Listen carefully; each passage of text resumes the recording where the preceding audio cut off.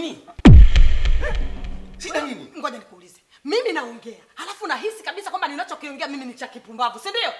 Maana mimi naongea utaki kunijibu chochote unaondoka. Maana yake nini? Nisikize mke wangu. Kwani kuna nini cha ajabu kuhusu Suna? Tatizo ulijui. Yaani ninavyozungumza kuhusu Suna, wewe hujui chochote kile. Hivi uoni Suna anachonifanyia mimi? Huoni Suna anavyonidharau? Anafikia hatua kugongana vikumbo na mimi. Eti nikizungumza naye ananinyali. Ananifanyia hivi mimi. Ananiangalia kutoka juu mpaka chini. Unahisi ni kitu sahihi? Yaani huyu Suna na wewe kila siku mimi unataka niulize. Vikumba humu ndani wewe na Suna. Maneno mengi wewe na Suna. Suna una ugomvi gani wewe na Suna wakati Suna mwanao? Anakushindaje mtoto wako mwenyewe? Nisikilize. Mimi nataka usimame wewe kama baba. Simama kama baba wewe. Unatakiwa kumnyosha Suna. Sio mwache Suna ananidharau mimi. Mimi ndo mama yake niliyemzaa wewe. Wewe vipi wewe? Ndasimamaje kama baba wakati kila siku mambo ukienda huku ukirudi Suna, ukifanya hivi Suna, ukienda hivi Suna. Suna huyu mnachogombania wewe na Suna ni nini? Mmekuwa kama mke na mume au kuna jambo kuna siri yenu wewe na Suna mnagombania mwanamume mmoja? Mimi nigombee mwanaume na Suna. Ndio. Oh ya dunia, ya dunia, ya dunia.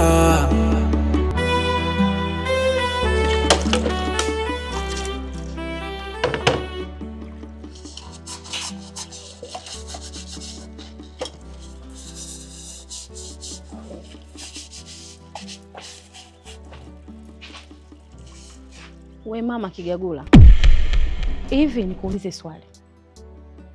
Ulivyomwambia huyo mume wako kuhusu mimi kunisemelea, ulitegemea nini? Atanipiga? Atanitukana? Au atanifukuza? Ulitegemea nini kwanza? Ulitaka afanye nini yani? Umuone akifanya nini huyu baba? We mama vipi wewe? Alafu nimekushtukia we mama. Wewe ndio umenitia mimi nuks. Nisiolewe, nibaki humu ndani ukinitumia kwenye kazi zako za usiku. Kumbe umefikia hatua hiyo. Sasa huniwezi. Sawa, wachezee hao majirani zako, sio mimi. Mimi nakujua wewe tabia zako. Wewe mama vipi wewe? Suna, nakunyosha kidole changu. Kwanza nataka ujue unapoongea na mimi jua kwamba unaongea na mama mzazi. Mimi sio mama yako mdogo, wala mama yako mkubwa, wala mama yako wa kufikia. Mimi ndo mama yako mzazi. Suna, narudia tena kulitaja jina lako Suna. Umenena mengi sana kuhusu mimi. Mchawi, sio kitu gani, na mambo mengine chungu mzima. Lakini sijawahi kukuonyesha rangi yangu ya upande wa pili ikoje. Suna, sasa hivi nimefika mwisho. Na nakwambia hivi, ukiendelea Suna, nitavua nguo zangu zote. Na nitachukua majani ya mbazi nitayabandika hapa. Suna, hiyo ndo hatua yangu ya mwisho. Utapata tabu kwenye hii dunia. Itakuinamia dunia Suna.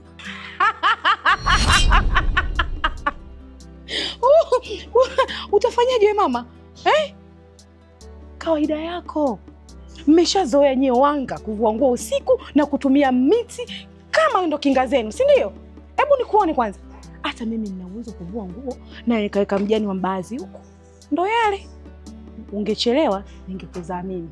Alafu ningejua jinsi ya kuishi na mtoto wangu. Basi. Kweli ni Kigagula. Mwenyezi Mungu mwingi wa rehema, uliyeumba mbingu na ardhi, unayepaswa kuombwa na kuabudiwa, na kuomba ya Rabbi, nipe moyo wa subira Mola wangu, nisifikie hatua mbaya ya kuweza kumfanyia chochote kile huyu mtoto Suna.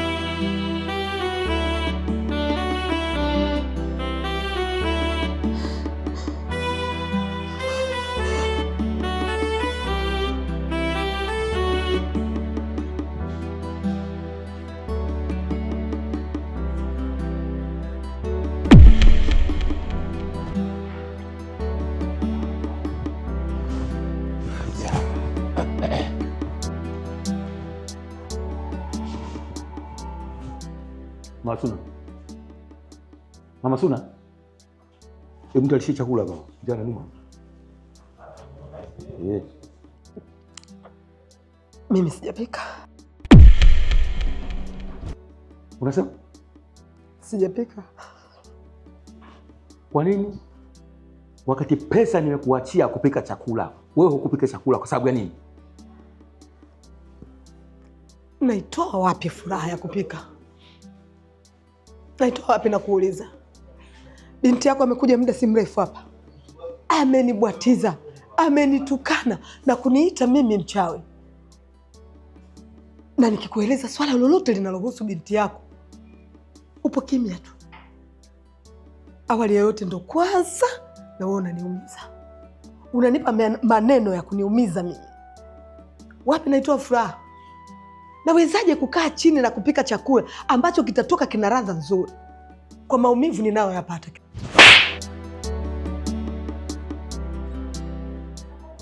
Wewe ndiye mwenye mamlaka wa kunipikia mimi chakula na sio mtoto wangu.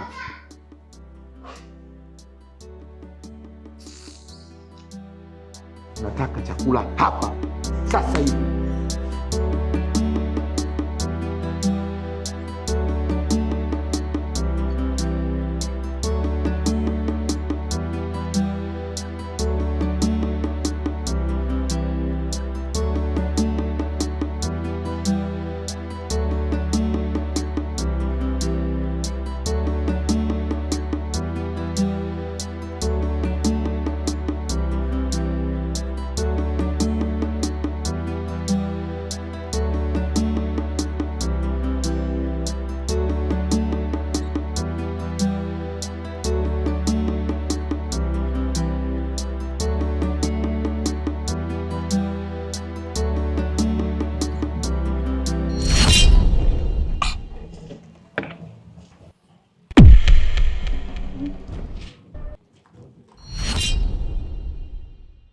Chakula changu kiko wapi?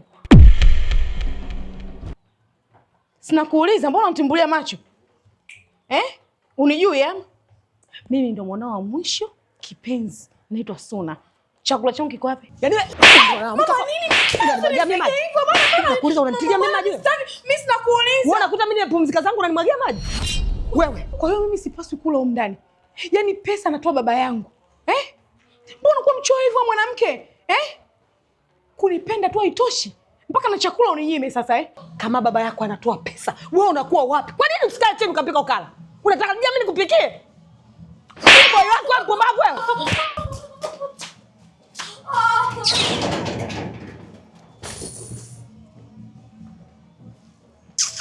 Wewe. Afu mtoto hata kabisa kunifananisha mimi na shangazi yako. Sio umesikia wewe? Wewe niogope mimi wewe. Nitakuja nikuue kwa mkono wangu pumbavu wewe. Oh ya dunia, ya dunia, ya dunia. Oh ya dunia, ya dunia, ya dunia.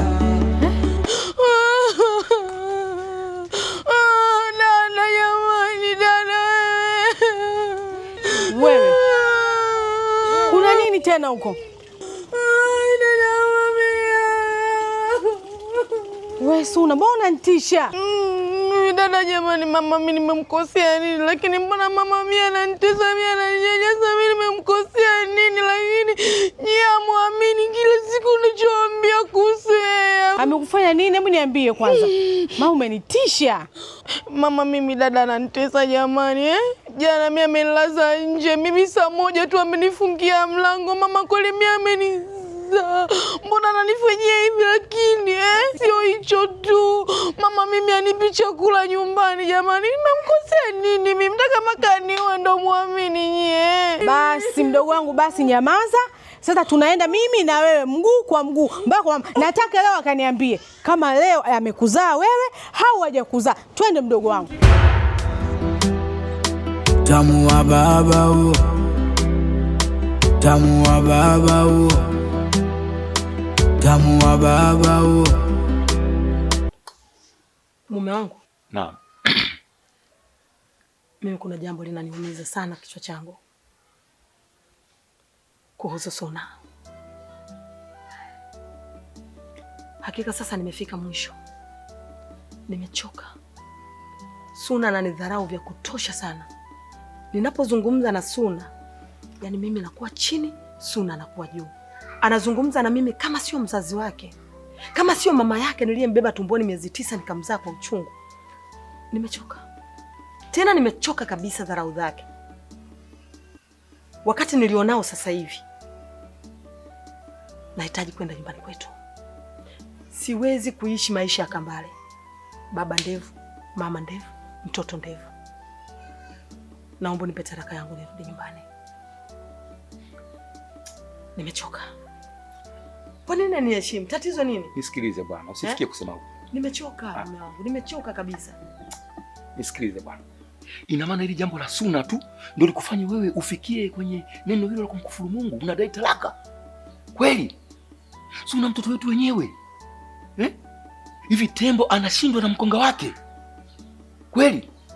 Sasa haya, yule Suna ndio unafanya hivyo. Tumuhukumu, tumwambie tumfanyie cha kumfanyia, tunampeleka wapi? Nimezungumza na Suna mara ngapi? Nimekushirikisha kuhusu Suna tabia zake mara ngapi? Unataka nifanye nini? Nikae hapa nigombane na Suna, makelele, watu wa majirani wakimbilie wadhani labda kuna mtu na mke mwenzake wanagombana au kuna mtu na kuna nini? Mimi na Suna kwa nini tugombane? Kwa nini tufikie hatua hiyo? Ni bora mimi nirudi nyumbani. Suna abaki hapa nyumbani kwa baba yake na mimi pia na baba yangu. Acha nirudi nyumbani kwa baba yangu. Sio vizuri unavyofanya. Matamshi yako kwanza hayafanani kabisa. Binti yako mwenyewe unaishi naye kwenye nyumba, hatujamuita hata siku moja. Basi ungekuwa kama hivi unataka, unaniambia unaniita bwana, tunafanya hivi, tunafanya hivi. Kurupu hilo neno la talaka mimi ndo linanishangaza. Sasa nisikiza nikwambie. Huko ulikofikia siko. Mimi miaka yote Gesa najua kuoa tu. Sijui kuacha hata siku moja. Naelewa vizuri? Naona unataka kumleta Ibilisi. Sasa mimi namuondoa Ibilisi, sitaki. Sababu ndio maana si wanaume ukitulia nyumbani. Ukitulia wanawake hata kufanya jambo lote ili mradi tu kuwe na vurugu, kuwe na. Sasa mimi namwepusha shetani. Natoka hapa ndani. Wewe kaa na Ibilisi wako. Naona unataka kuniletea Ibilisi tena mkubwa. Unadai talaka. Sababu mwana mwenyewe sio anakutisha wewe. Tamu wa baba huo. Tamu wa baba huo.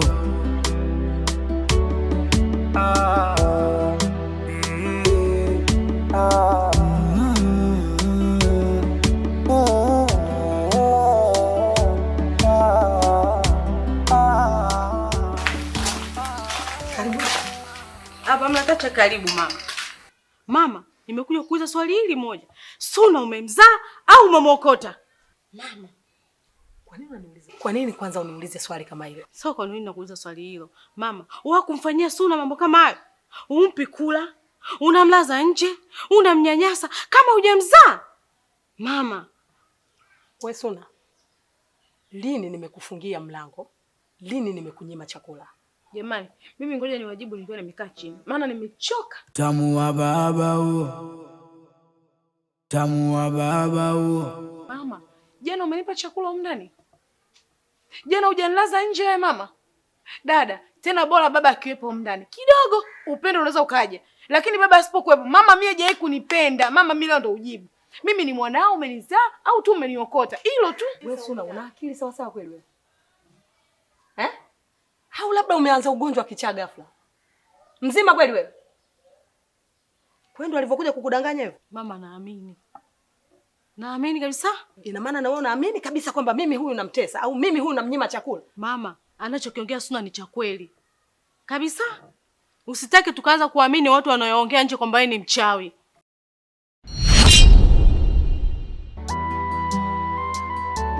Mimi mchawi? Ndio inavyosemekana. Mchawi mimi? Hivi mimi ningekuwa mchawi, ningeweza kubeba mimba zenu nyinyi miezi 9 tumboni, nikawauzaa kwa uchungu. Kweli? Na hilo kwa nini nisingekunywa mwarobaini nikatoa mimba zenu? Kwa nini? Kama kweli mimi ningekuwa mchawi. Yaani wewe umetuzaa na kutulea hivi makusudi mama, uje utule nyama ukubwani wakati tuna minyama namna hii tumenona. Ndio utule nyama. Na unafanikiwa maana mimi kutwa naumwa ndani. Wewe mtoto mbaya wa tabia wewe. Bwana mama, kila mtu anajua mtaani kwamba wewe ni mtu gani. Asante wanangu. Nawashukuru sana.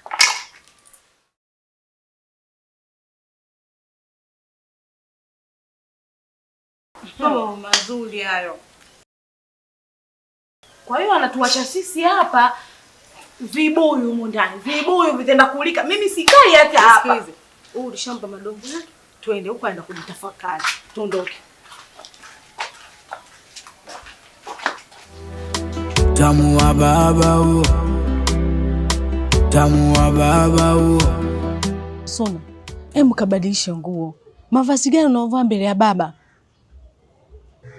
Wewe jamani, dada vipi? Kabadilishe nguo huko. Mwache.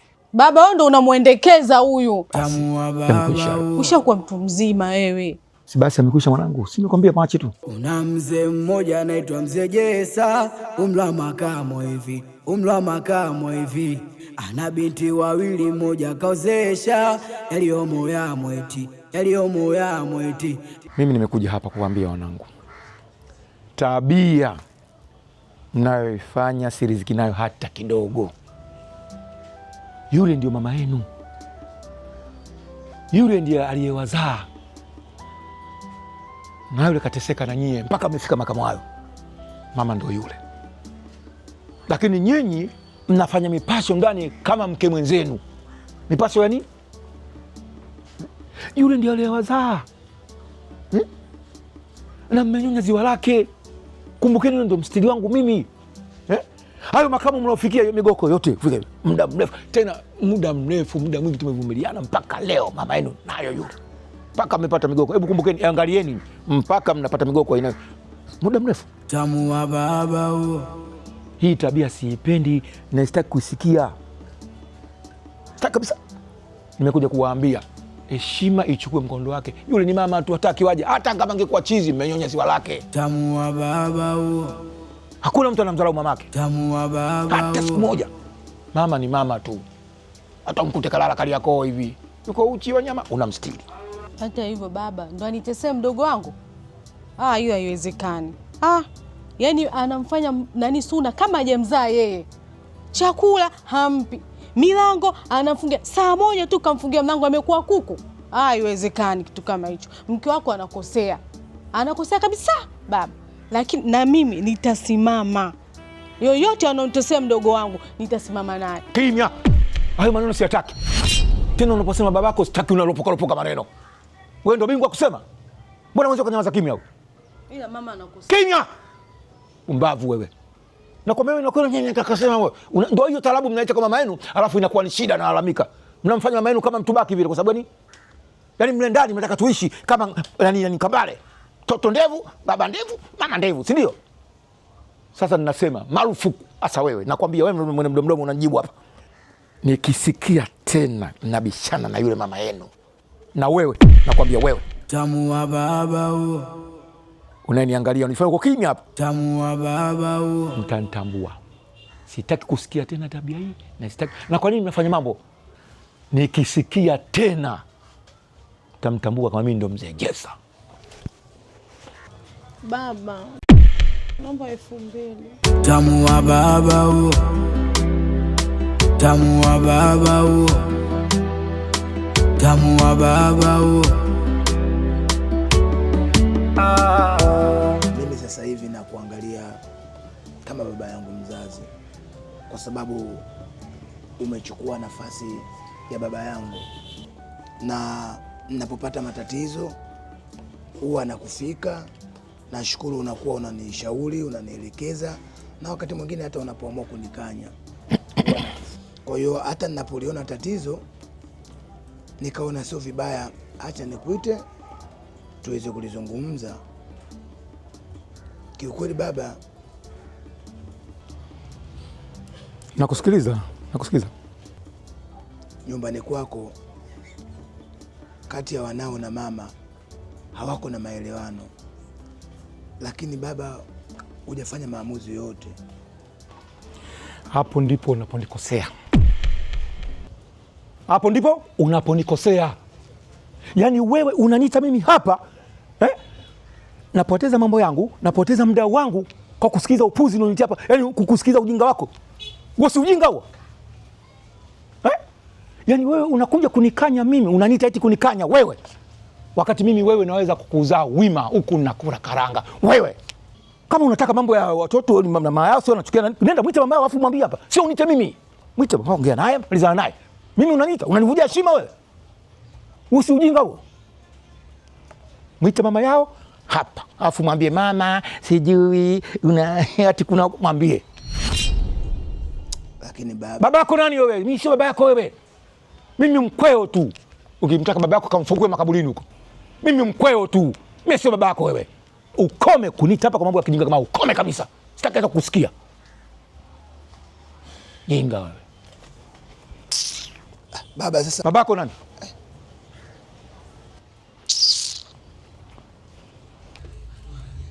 Jamani umdani. Jamani shem. Muda wote naita kumbe upo huko. Vipi za hapa? Dada yuko wapi?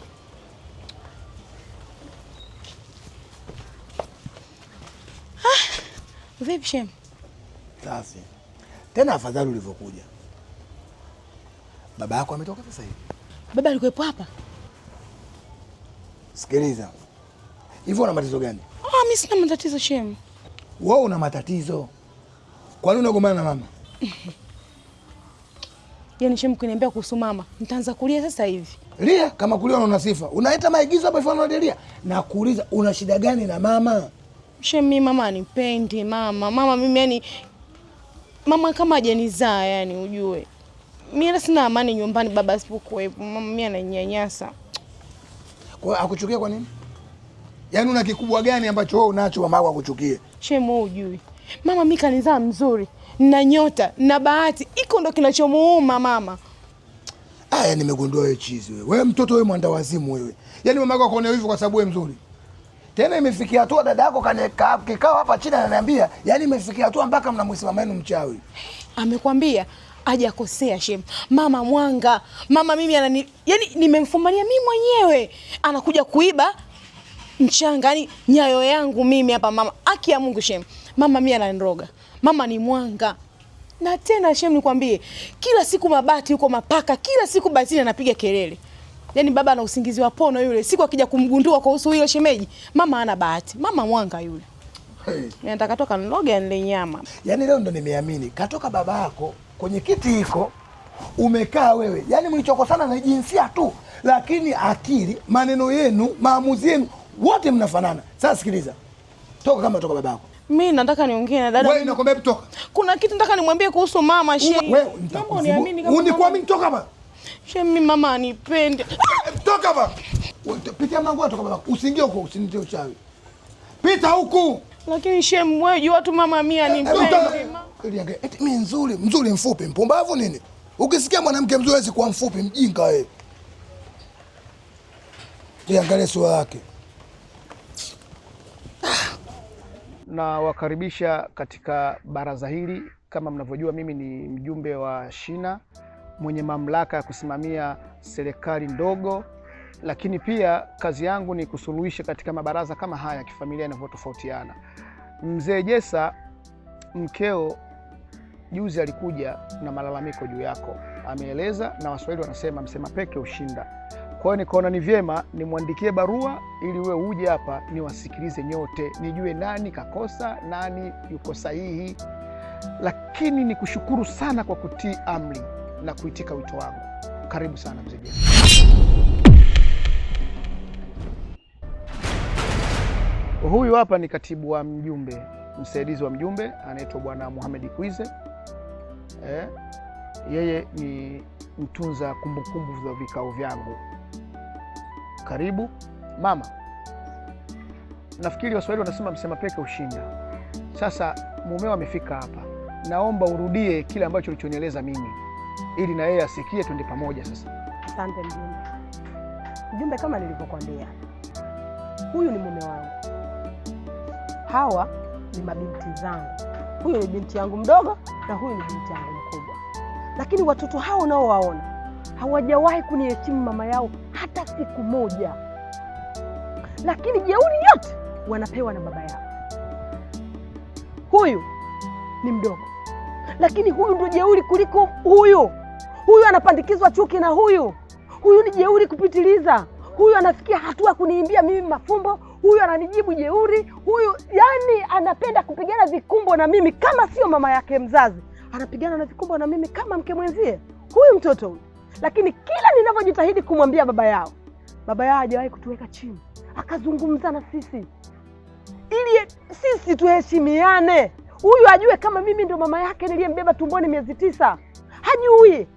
Mjumbe, nimeamua kuja kukuletea haya mashtaka kwa sababu hiyo. Nimechoka mjumbe. Nimechoka kuzaliwa ulika na watoto wangu niliowazaa mwenyewe. Kwa nini?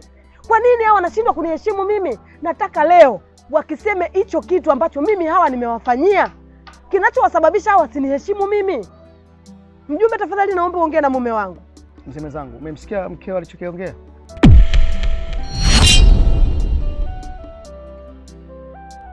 Lakini mama, kabla tujaenda mbele, una ushahidi wowote nje ya maneno yako? Mjumbe, nina ushahidi. Tena ushahidi wa video.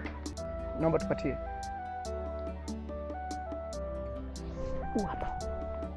Naomba uangalie mjumbe.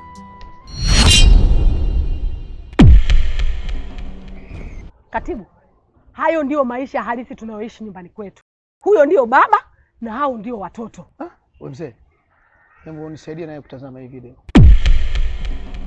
Tazama basi ili twende pamoja. Tukianza tuhukumu kilicho. Hawezi kutizama. Mjumbe hawezi kuangalia kwa sababu anajua alichokifanya. Anaona aibu kutizama.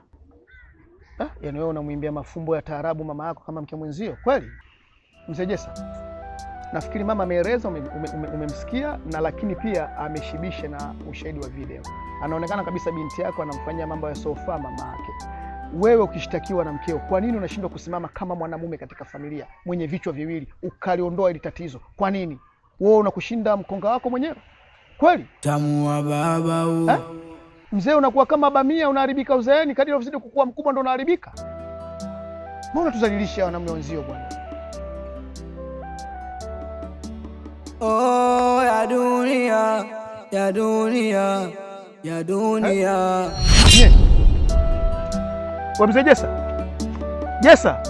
Mzee Jessa, hatujamaliza kikao, hukumu haijapita. Hawezi kukaa hapa akazungumza kitu chochote kile. Hawezi. Mjumbe hawezi yule, kwa sababu anajua nini anachokifanya. Yule ni jeuri, ni zaidi ya majeuri wote.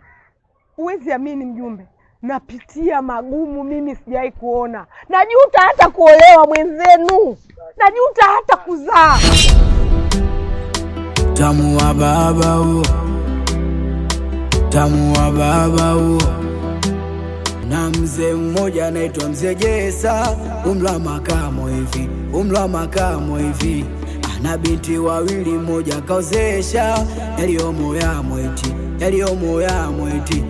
Watu wanatuma shenga binti kumoa, yeye hataki, watu anatimua, kumbe ana yake maovu anamfanyia, kamgeuza mkewe binti alomza.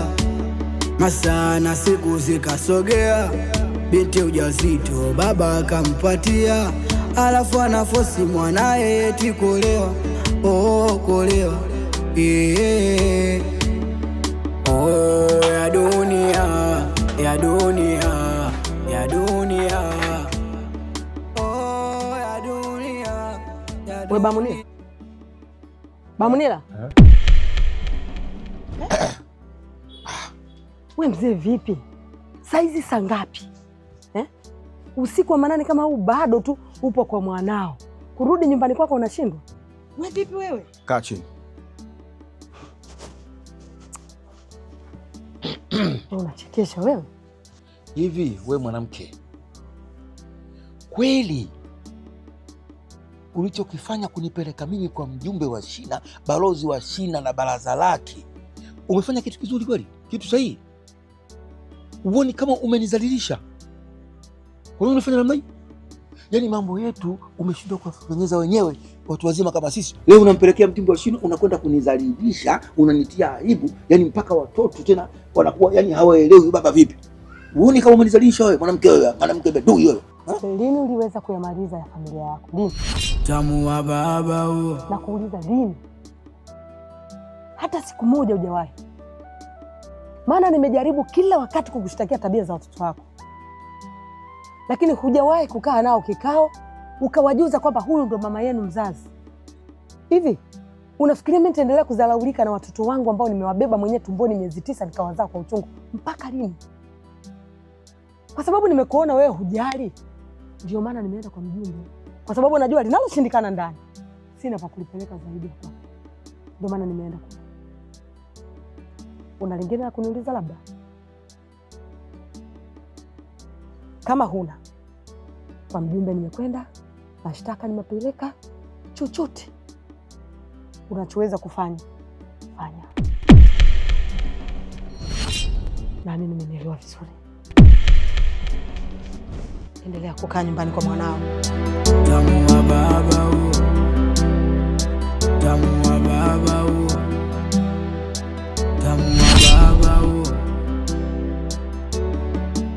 Asalamu alaykum. Wa alaykum salaam. Shikamoo. Marhaba. Naam. Karibu. Asante. Bwana mzee, nimekuja hapa na maagizo nimetumwa na kijana mwenzangu. Kapita hapa, kuna kijana kamuona kijana mwenzie wa kike, na imani atakuwa mtoto wako, kwa hiyo kanituma nije kumfikishia ujumbe. Karibu. Naam. Ujumbe aliofikishia amesema nataka kuja kuoa. Na mzee wangu, katika hivi vitu Mwenyezi Mungu katuagiza tuvifanye kwa haraka sana. Kwanza, jambo la kwanza, mtu kama anataka kubadilisha dini abadilishe kwa haraka sana. Jambo la pili, kama mtu amefariki azikwe kwa haraka sana. Na jambo la tatu, kufanya nusura, yani mtu kuoa au kuolewa, vitu vifanyike kwa haraka sana. Hili ndio jambo ambalo limenijia hapa mzee wangu. Alikutuma wewe ni nani? Naam. Alinituma hapa bwana Kalipwinde. Kalipwinde ndiye alikutuma wewe bwana. Kwa hiyo wewe ndio wakuja kunifundisha mimi mambo ya dini.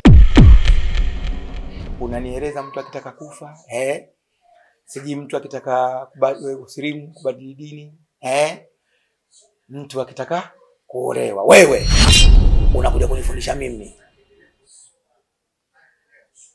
Sasa huyu aliyekutuma amekosa. Mwambie kabisa kwa nini asingekuja yeye mwenyewe. Lakini wewe umejitia una mbele. Unajua sana kuja kunifundisha mimi mambo ya dini. Sasa hii mbele yako ambazo mnafundishwa leo anakuambia ukamwambie kwamba hii mbele ili wewe uache. Jangu sio na jazi bwana. Jangu sio.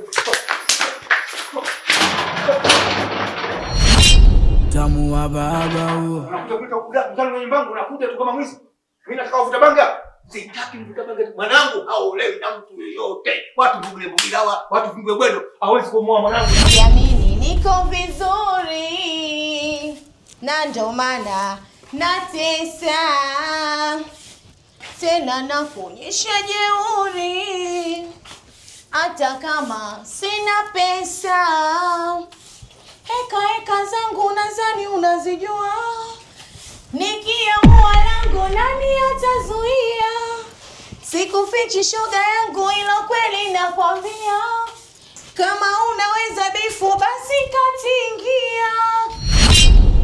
Ukitaka tupigane njoo.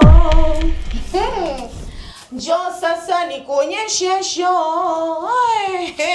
We. Mambo yangu yapo kwa vitendo.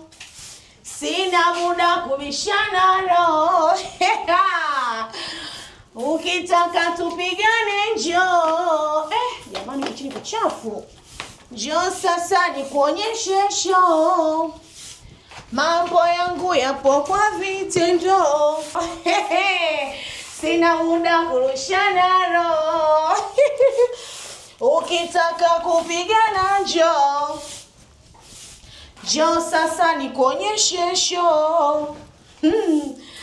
Mie mambo yangu kwa vitendo. Sina muda kurushana roho. Jamani walimwengu. Kileva bifu njoo basi upigane. Maana sio unaweza mdomo tu kupigana ujui. Tamu wa baba huo. Samahani kidogo mzee wangu, naomba nikuibie muda wako. Sikushauri wala sikuelekezi. Lakini mzee wangu, nimesikia kuna kijana alikuja kumposa binti yako, lakini umekataa mzee wangu. Yule binti mzee wangu amekuwa mtu mzima sasa hivi. Anatakiwa awe na mume wake, aanzishe familia. Kuna mabinti mzee wangu wanaenda kwa waganga, wanaenda kwenye mizimu, wanalia wapate wanaume. Binti yako anafatwa nyumbani mzee wangu. Unakataa mzee, shida nini? Mwache binti aolewe, yule amekuwa sasa mzee. Shida nini mzee wangu? Sikia. Yule ni binti yangu mimi. Na ule ni mkojo wangu mimi. Wewe hukuchangia hata kitu chochote mle. Wala haikuhusu. Tamu wa baba. Unasikia?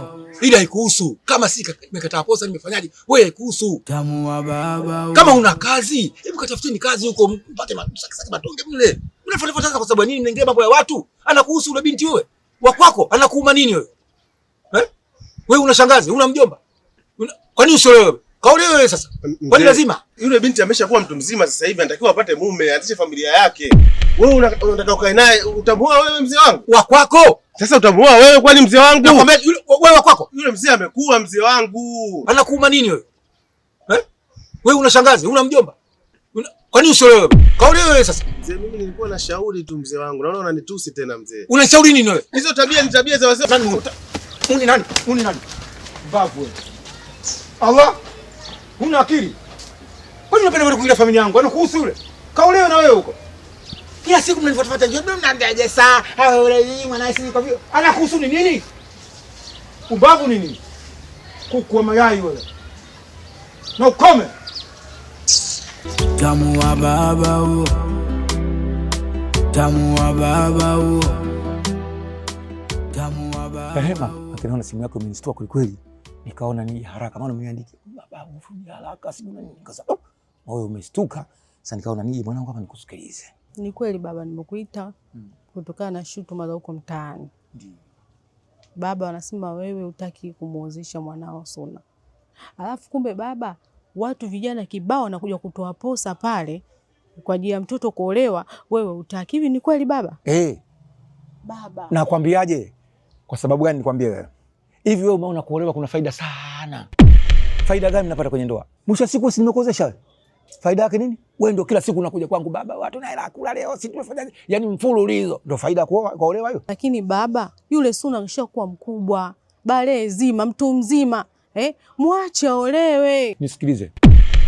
Wewe usije ukaniita hapa eti kwa ajili ya kunikanya mimi. Mimi ndio mwa kwanza kabisa kuiona hii dunia. Kuliona jua, sio wewe. Wewe una nini wewe kuniambia mimi wewe? Sitakataka tu wewe. Wewe unataka kunikanya mimi, unaanza kunikanya mimi wewe. Hata kiona kutakuwa na nini? Wewe kimya nakwambia.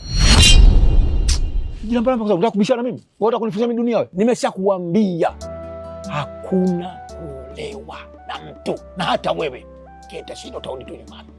Mambo ya ndoa hakuna. Na ukome. Hakuna faida yote kwenye ndoa. Mtaka kuongea ndoa ni ibada, ndoa ni ibada. Mbona uswali kama ndoa ibada? Kichwa chako kifanane na changu kama nilivyo. Bavu. Tamu wa baba huo. Tamu wa baba huo.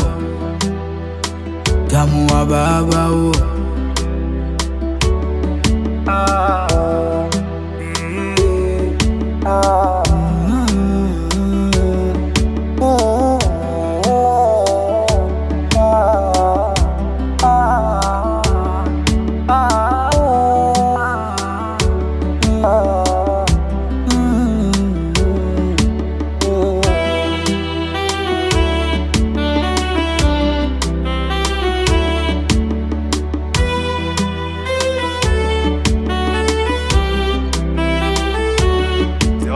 Umekuwa ni mtu mwenye bahati sana.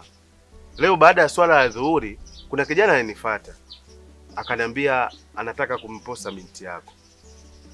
Na mimi nilivyomuona yule kijana, kidogo mashallah ni mtu mwenye kipato na ni mtu ambaye anafanya ibada. Yupo vizuri, nikasema hizi taarifa nikufikishie mzee wangu. Shehe wangu, mimi nakuheshimu sana. Tena zaidi ya sana kuliko unavyofikiria wewe. Usije ukaona nimekuvunjia heshima na usitake nikupande kichwani shaka wangu. Yule mtoto ni wangu mimi. Mamlaka ninayo mimi. Kukataa posa au kukubali posa ni mimi. Sio mtu mwingine. Na kuheshimu shehe wangu kweli, wewe unatuongoza kwenye dini na nini, lakini nakwambia hilo haliwezekani. Lakini mzee wangu, wazazi wengi wanasali usiku na mchana ili mabinti zao waolewe na wanaume wanaofanya ibada na kidogo wenye kipato. Kwako mbona inakuwa tofauti mzee wangu? Wewe kakueleza kipato ndio kinamfanya mtu akae na mke nani? Au kufanya ibada sana ndio kukaa na mke kumtunza? Au mafshe wenyewe wanaokaa na wake ndio washenzi kabisa, wanakuja wanakaa na mtoto wa mtu anavyomfanya wewe utakoma. Mimi mwanangu akateseke ati kwa sababu ya ibada, kwa sababu si ana kipato. Kipato nini? Akati mimi nikwambia sina kipato. Toka na mlea yule. Wewe shekha ulikuwepo? Ndio maana nikwambia shekha, sijawahi kuvunja heshima na usitake kuniamini nimekupata kichwani. Binti yangu haolewi na mtu yoyote mpaka mimi nitatoa amri kwa sababu ndio baba. Lakini yule kijana kidogo ni mpole na ninavyomuona ni mtu wa kuzingatia ibada. Nisikilize. Nimeshakwambia hao wenye kipato, hao wenye kufuata nguzo za dini ndio balaa wakikaa na watoto wa watu. Mimi dini naijua, naifahamu. Na hicho kipato chake. Sasa wewe kama unaona kipato ndio bora, sasa mwambie akuoe wewe. Mimi ndio.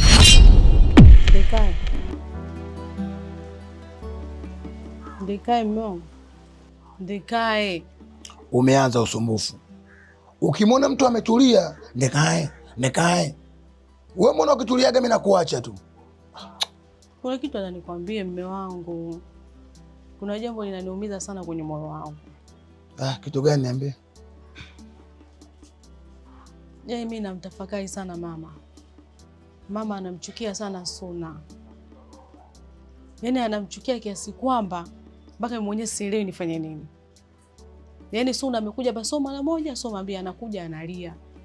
Anasema mama mpi kula, mara anambia maneno machafu. Yaani mpaka sielewi.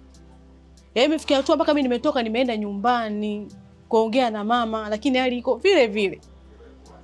Sikia mke wangu.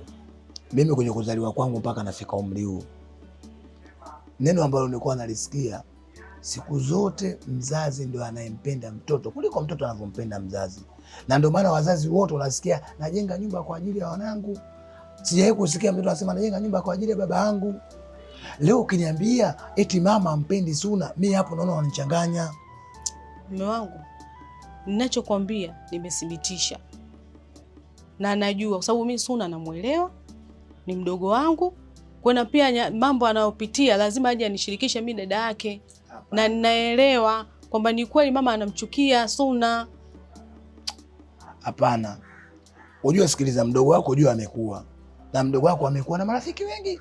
Sasa atakuwa anachukua maneno nje analeta ndani. Hapo ndo anapoleta matatizo. Lakini mama mkuu wangu mimi namtambua. Hawezi kuwa na mbaya, hawezi kumtukia Suna mwanae mwenyewe kumzaa. Sio kweli. Mume wangu, yaani hilo nimelishuhudia pia kwa macho yangu. Na kweli ampendi. Anamnyanyasa, mwisho chakula ampi. Sasa unasemaje hivyo? Yaani ujue inafikia tu hapa. Yule Suna hata hapa atakuaje? Ameshakuwa kama ndege mmoja na mtambayu. Akipokea neno nje analileta nyumbani. Sasa ile maneno ndio anatengeza chuki kwa mama yake. Alafu kuna kitu nimewaza. Au mama ule mchawi kaingia kwenye ushirikina. Wewe. Umeanza hizo imani zako za kipumbavu. Mama yako mchawi? Hivyo una akili wewe? Yaani yule Suna anakupandikiza mambo mpaka unataka kuamini habari za kijinga kama hizo? Hebu acha ujinga wako. Hivyo mama yako kama angekuwa mchawi, angetoka mdogo wewe na huyo Suna, sasa angekuwa kashaueni kitambo. Yaani najuta. Yaani ngoja ningekaa na jambo langu moyoni, nikahangaika nalo, likanichukuje, lakini kwambia wewe una msaada wote. Na mimi mwenyewe najuta kabisa kukusikiliza unachaka kukiongea ujinga wako. Lakini wewe kaa na imani zako za kichawi, mimi niache kwa Facebook nitafute madeni. Unasemaje? Hebu niache. Takuweka mbao.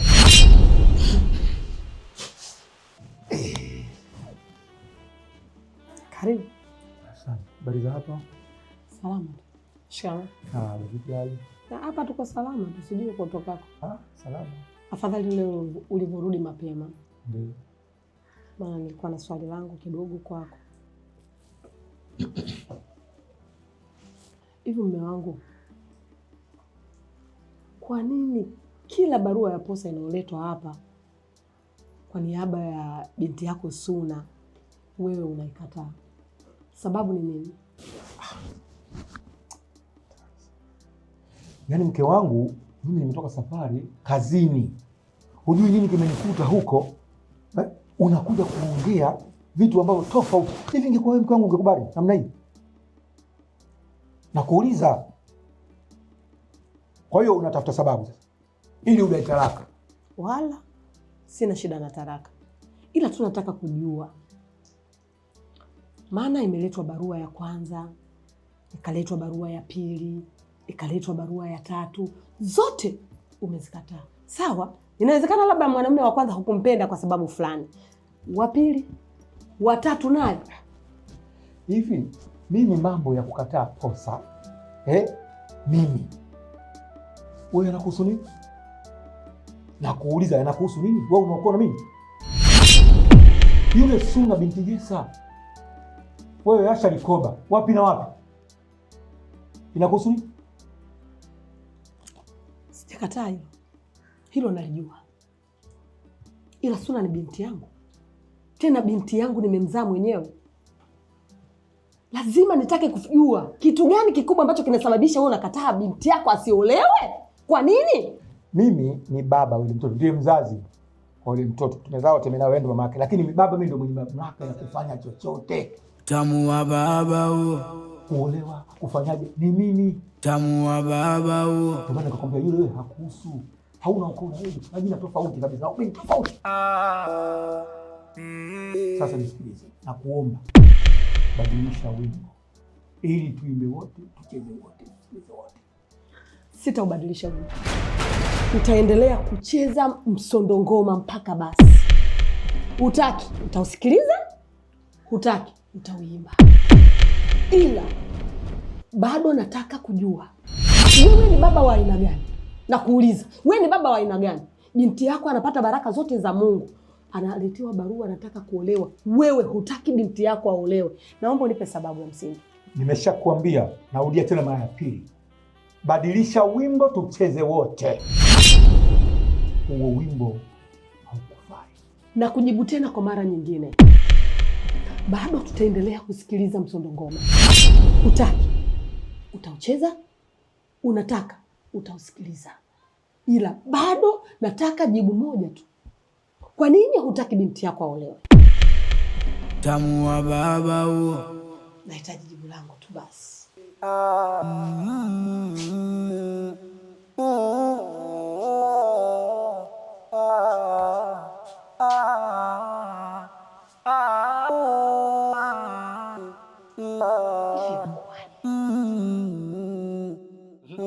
Umeshajitayarisha tena?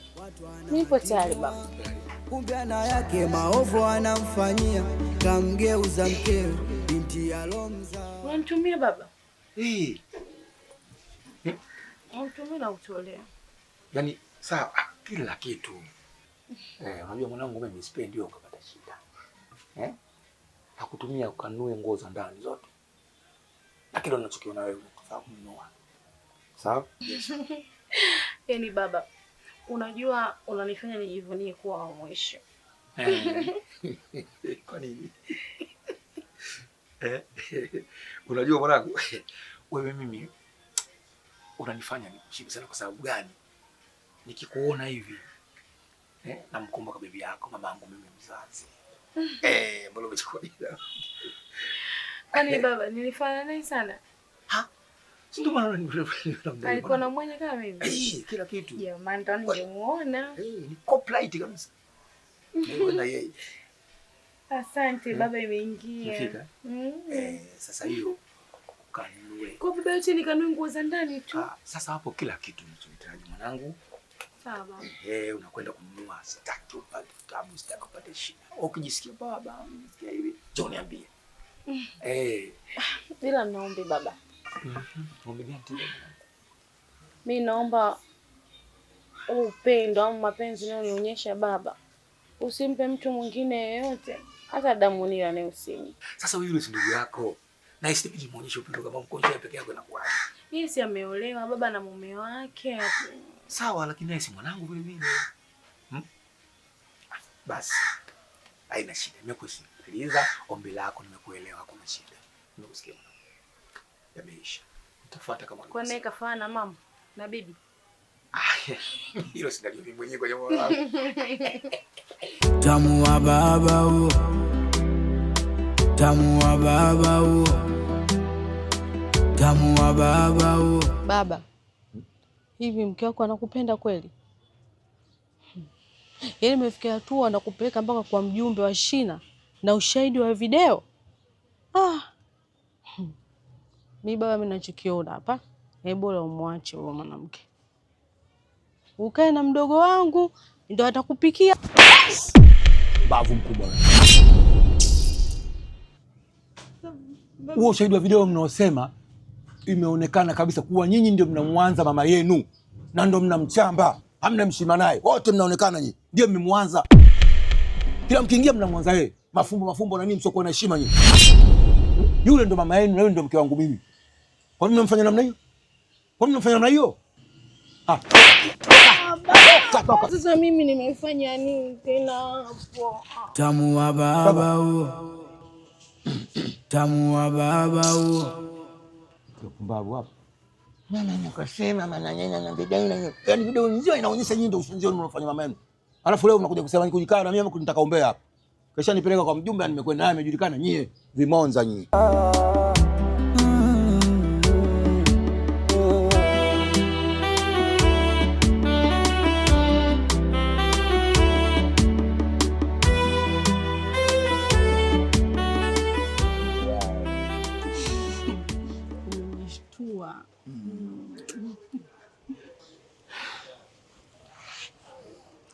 Niambie.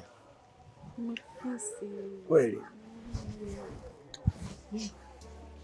Sasa mke wangu, mimi nafikiri huu ni wakati sahihi kabisa wa kuongeza familia yetu.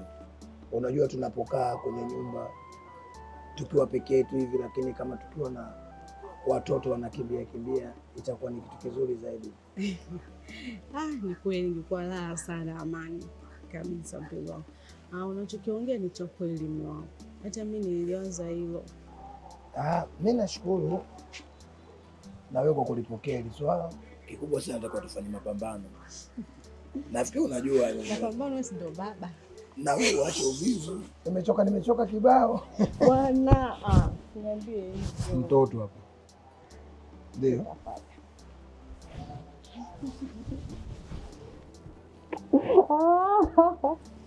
Tukaanze sasa hivi.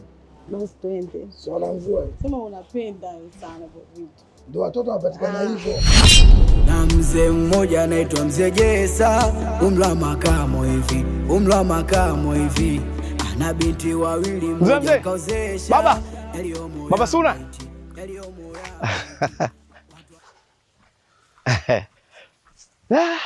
Salamu alaykum. Wa alaykum salam. Kwema? Kwema. Shikamoo. Marhaba. Samahani sana mzee wangu kwa kusumbua kusimamisha sehemu kama hii. Lakini kikubwa nitaka tu nifahamu kwamba nilimtuma shehe wangu alete barua pale nyumbani kwako. Lakini cha kushangaza ukamtimua, ukampiga makofi na matusi juu, kisha na dharau na maneno ya kashfa. Sijatoa tatizo ni nini? Ama nimekukosea mimi nini? Mimi mtanashati mwenye elimu yangu, na isitoshe kwamba nina madrasa nafundisha, umeona? Kingine na mwaka wa pili chuo sasa hivi. Sasa naona umenifanyia mambo ya ajabu na hujanipa majibu yaliokuwa mazuri. Tatizo ni lipi mzee wangu mpaka ukanifanyia hivi?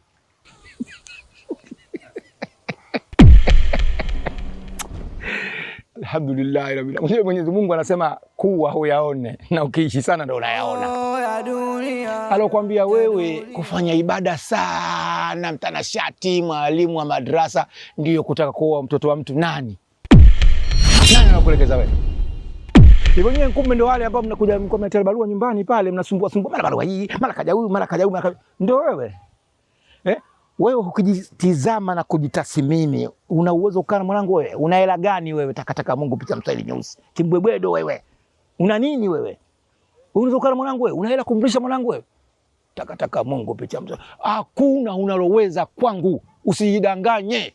Una uwezo ukana mwanangu wewe ukamlisha ukamvisha wewe. Wewe kizera ngoma wewe. Mbuzi kavimba kabisa. Afu mwana wangu, nani kakwambia wewe? Kakuelekeza nani? Sasa mzee, hivi unahitaji mimi niweje? Ama nifanye kitu gani juu yako unaweza ukaamini kwamba binti yako naweza nikakaa naye? Nisikilize sasa. Kumbe unaniita mzee kwa heshima, nilikuwa nakwenda kwenye unanifupishia safari yangu, naenda mambo yangu, unanieleza ujinga kama huo, upumbavu kama huo ambao unakuambia. Sikilize. Sitaki kuanzia sasa nikome na usiniambie maneno yoyote kuhusu Posa na kuheshimu. Sawa? Umbavu mkubwa, mbuzi kavimba kimbwebwedo. Unaweza kuwa mwanangu mimi wewe? Unakuja njia unasema mbaki nzee, nini mwalimu wa madarasa na nini mtu mzuri sana, mtu ajisifu mwenyewe. Umbavu wewe. Watu wanatuma shenga binti kumwoa, yeye hataki. Watu wanatimua tamu wa baba huo, tamu wa baba huo, tamu wa baba huo. Hivyo una matatizo gani? Mimi sina matatizo shemu. Wewe una matatizo. Kwa nini unagombana na mama? Yaani shemu kuniambia kuhusu mama, nitaanza kulia sasa hivi. Lia kama kulia una sifa. Unaita maigizo hapa ifano lia. Na kuuliza una shida gani na mama? Shemu mimi mama anipendi mama. Mama mimi yani mama kama hajanizaa yani ujue. Mimi sina amani nyumbani baba asipokuwepo. Mama mimi ananinyanyasa. Kwa akuchukia kwa nini? Yaani una kikubwa gani ambacho wewe unacho mama wako akuchukie? Shemu wewe ujui. Mama mimi kanizaa mzuri, na nyota, na bahati. Iko ndo kinachomuuma mama. Aya, nimegundua wewe chizi wewe. Wewe mtoto wewe mwanda wazimu wewe. Yaani mama yako akaona hivyo kwa sababu wewe mzuri. Tena imefikia hatua dada yako kaneka kikao hapa chini ananiambia, yaani imefikia hatua mpaka mnamsema yenu mchawi. Amekwambia hajakosea shemu. Mama mwanga. Mama mimi yaani nimemfumania mimi mwenyewe. Anakuja kuiba mchanga yani nyayo yangu mimi hapa mama. Haki ya Mungu shemu. Mama mimi ananiroga. Mama ni mwanga. Na tena shemu nikwambie, kila siku mabati yuko mapaka, kila siku batini anapiga kelele. Yaani baba ana usingizi wa pono yule. Siku akija kumgundua kuhusu hilo shemeji, mama hana bahati. Mama mwanga yule. Nataka toka niloge nile nyama. Tamu wa baba huo. Sasa sikiliza. Toka kama toka baba. Mimi nataka niongee na dada. Wewe nakwambia toka. Kuna kitu nataka nimwambie kuhusu mama shemeji. Wewe uniamini kama uniamini toka baba. Shemeji mama anipende. Toka baba. Pitia mlango wako kama usiingie huko, usiingie uchawi. Pita huku. Lakini shemeji wewe jua tu mama mimi anipende. Eti mimi mzuri mfupi, mpumbavu nini? Ukisikia mwanamke mzuri hawezi kuwa mfupi, mjinga wewe. Oh ya dunia. Jiangalie sura yake. Tamu wa baba huo. Wewe Suna. Hivi kichwa chako kina akili kweli? Au kimejaa mafua? Kitu gani ambacho kinakufanya wewe unafurahi baba yako anapokataa posa zako? Unafurahia nini sasa? Mtoto wa kike unafurahia kuto kuolewa kweli? Unajua Suna, unanishangaza. Unanipa wakati mgumu kabisa wa kukuwazia una matatizo gani? Wewe una akili kabisa wewe. Mama koma. Nimekusikiliza. Hivi kuna siku mimi natembea uchi? Sina nguo, nimekuja hapa nyumbani. Na kama iki kichwa kina akili, wewe kinakuhusu nini? Yaani umenipania. Tena baba angekuepo hapa, angekuona jinsi unavyonitukana mimi. Sijui kama mnyinyi mngeelewana hapa. Unajua Suna, unanishangaza sana. Tena unanishangaza mpaka unapitilia. Yaani nashindwa kuelewa. Wewe na baba yako mna kitu gani? Mwangalie dada yako, yupo kwa mume wake, anatengeneza maisha yake, watazaa watoto wake kule. Suna, utakaa hapa mpaka lini? Msungo mkubwa wewe.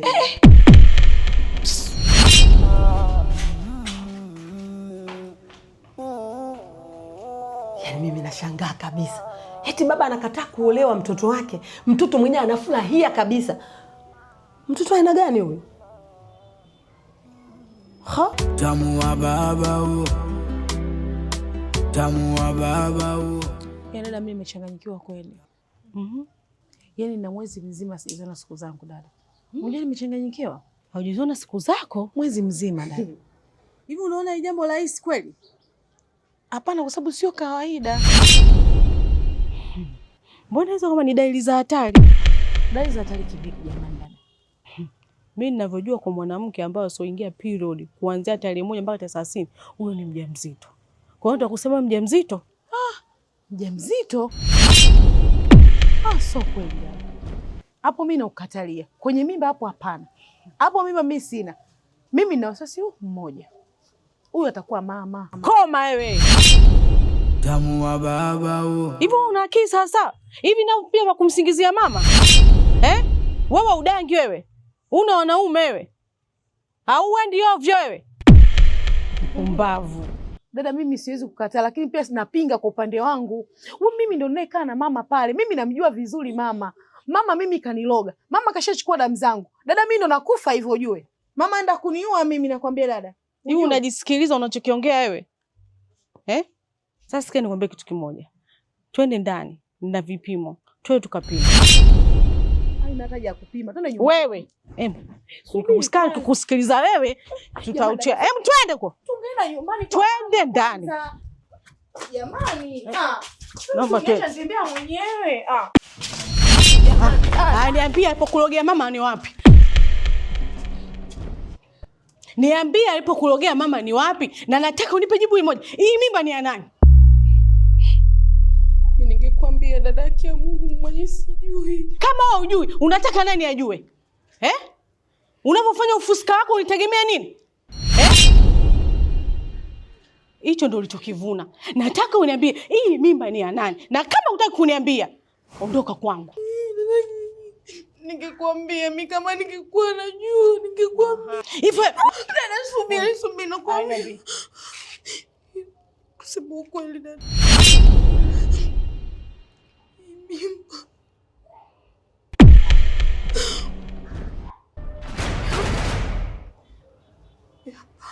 Yeah.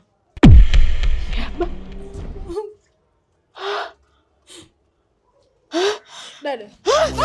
Yaliyomo yamo eti watu wanatuma shenga binti kumoa, yeye hataki, watu wanatimua, kumbe ana yake maovu anamfanyia, kamgeuza mkewe binti alomza.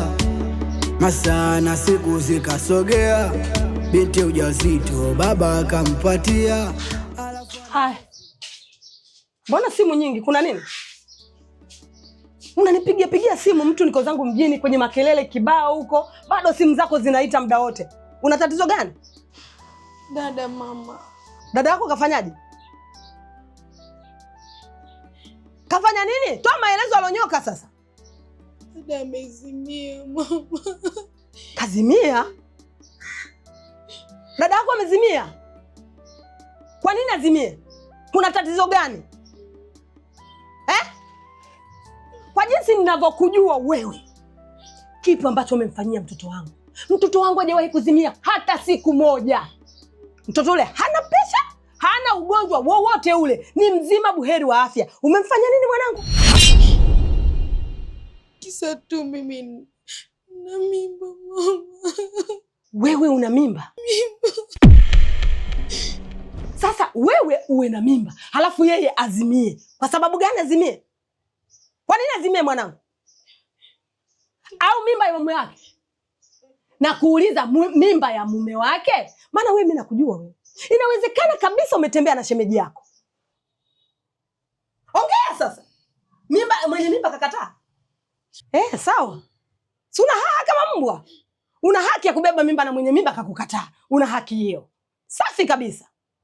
Mama nisamee mama. Nikusamee kubeba mimba? Nisamee mama. Mimba nimebeba mimi, umebeba wewe. Utajijua na hii dunia. Najua tu dada atakwambia, lakini ngoja nikwambie mwenyewe. Sema sasa. Mimba ni ya baba mama.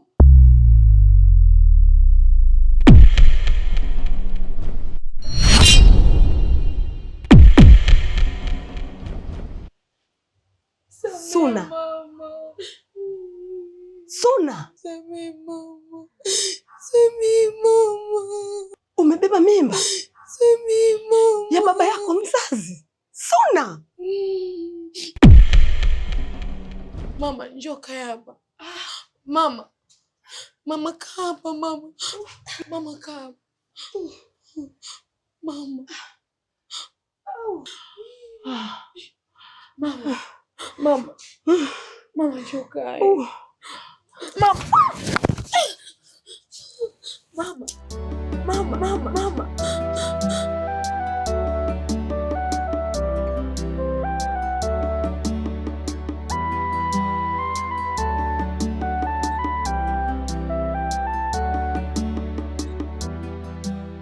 Mama, acha ukaa hivyo.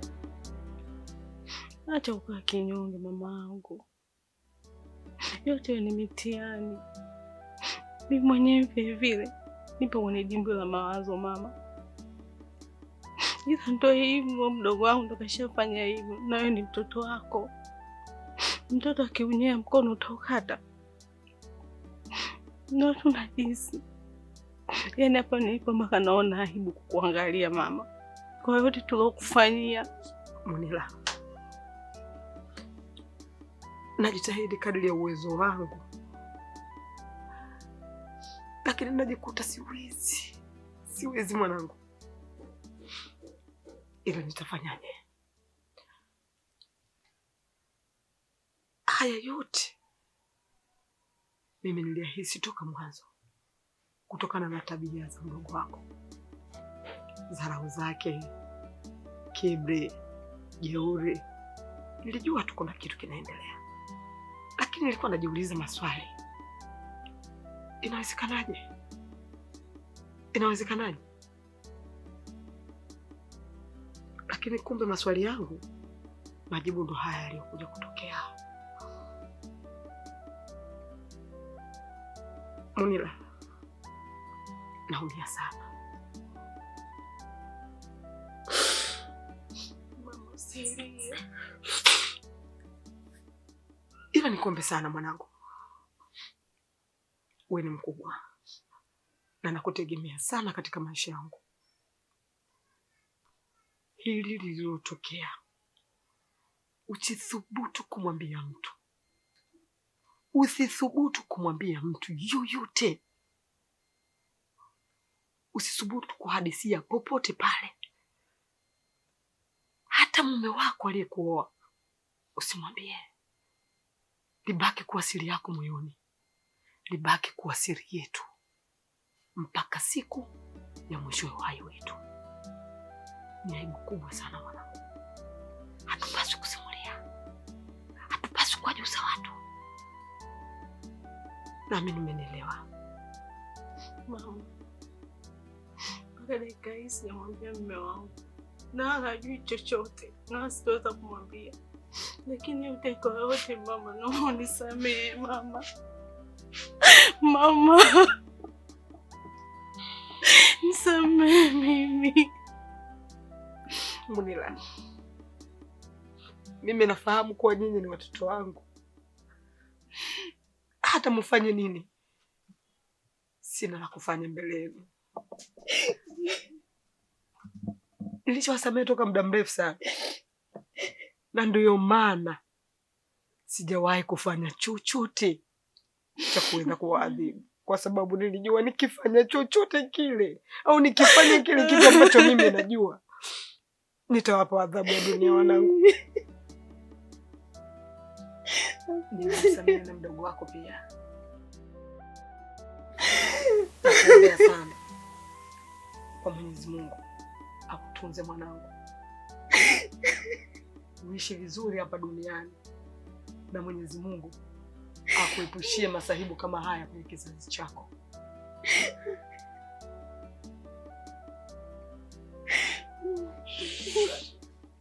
Tamu wa baba huo, tamu wa baba huo, tamu wa baba huo. Suna, ushemeji yako yupo ndani? Hayupo, ametoka. Sasa Suna, mimi nataka nikuulize mwanangu. Umefikiria nini mpaka ikafikia wakati kumwambia dada yako kwamba mimi ndio nimekutawalia unyumba? Kwa nini? Baba, nilishindwa. Dada alinibana kwa maswali magumu sana. Mpaka nimeshindwa kujizuia baba. Pale nilipomwambia kwamba sijaona siku zangu mwezi mzima, alinibana kwa maswali magumu mpaka kwenda kuamua kununua kipimo. Ningetokea wapi baba? Hata kama ndio mwambie mimi nimekutia ujauzito. Kwa nini usimtaji mtu mwingine? Kwa vijana wapo wengi, unakwenda mtaani mwambie bwana fulani fulani. Mimi ningesimamia hilo mwanangu. Lakini unakuja kunitaja mimi, unafikiria sio kunizalilisha mwanangu wewe? Nimeshindwa kubeba dhambi hii tena baba.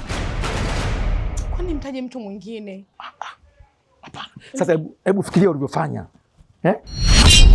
Umeniharibia kwenye familia yangu, nitaitazama vipi? Jamii itanitazama vipi mwanangu? Au umeshindwa wewe kuniambia mimi ili nifanye maarifa?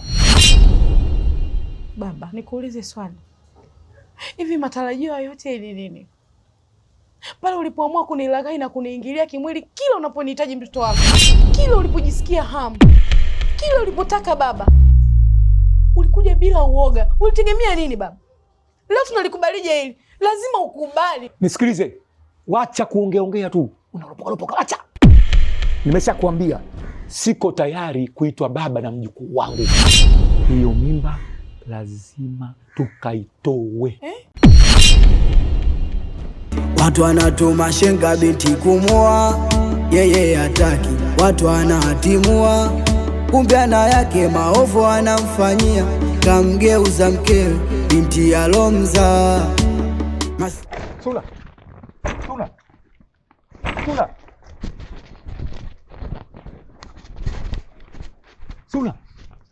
Suna mwanangu. Ongea basi Suna. Wewe Suna. Nisikilize basi ninachokwambia. Mimi ile zoezi nimeshasitisha, sitoitoa tena. Nifungulie mlango tuongee. Ongea mwanangu. Nimekwambia nimesitisha ile zoezi, sitoitoa tena. Sawa? Baba. Karibu. Nimekusikia ukimwambia Suna kuwa utasitisha kile kitu kukitoa. Ni kitu gani? Wewe inakuhusu nini? Kusitisha kutoa mimi namwambia Suna. Wewe inakuhusu nini? Kwani mwanamke unakuwa mbea wewe kama mwanamke kwa sababu ya nini? Unanifuatafuata kwa sababu ya nini? Mimi baba, ilikuwa ni hofu tu na wasiwasi kwa sababu mimi nimeanza kufuatilia muda. Kwa hiyo nimekuwa natoka huko kwa nakimbia, kwa hiyo nikaa nakufuata nyuma, nilipofika hapa nikakusikia ukiwa unaongea hivyo. Ndio maana nikataka kujua ni nini hasa. Unaona? Kama sio umbea kitu gani? Wewe umbea. Unanifuatia toka kule nilikotoka mpaka hapa nilipofika. Kama si umbea kitu gani? Basi kwa taarifa yako mimi nilikuwa nafanya mazoezi. Natengeneza mwili wangu, afya yangu iwe njema. Sasa afya yangu ishatengemaa. Wewe unataka nini? Nenda kwa mkeo uko anakumisi bwana. Mkeo anakumisi sasa. Unataka mambo ya wewe ya nini? Anakuhusu nini mambo ya watu wewe? Kumbe ana yake maovu anamfanyia. Kamgeuza mkewe binti alomza. Masaa na siku zikasogea, binti ujauzito. Baba, maisha yangu haiwezi kukamilika bila kumwoa Suna. Nakuomba mama, fanya juu chini nipate kumwoa Suna. Nampenda sana mamangu. Nampenda Suna. Nalijua hilo mwanangu. Lakini pale kwa Mzee Jessa zimepelekwa barua nyingi. Mzee Jessa anazikataa. Hivi unadhani barua yetu ikienda itakubalika? Mama, nahisi riski ya ndoa ya Suna ipo kwangu mimi. Najua kwa Mzee Jessa zimepelekwa barua nyingi zimekataliwa. Lakini nakuomba kwa hili, nisaidie mwanao. Nisaidie mamangu, nampenda sana yule binti. Tutajaribu. Ila ikitokea Mzee Jessa ameikataa barua yetu, naomba umtoe moyoni mwako Suna. Na usahau kabisa kuhusu Suna. Na uangalie maisha mengine. Mama, najua hauwezi kuniangusha kwa hili.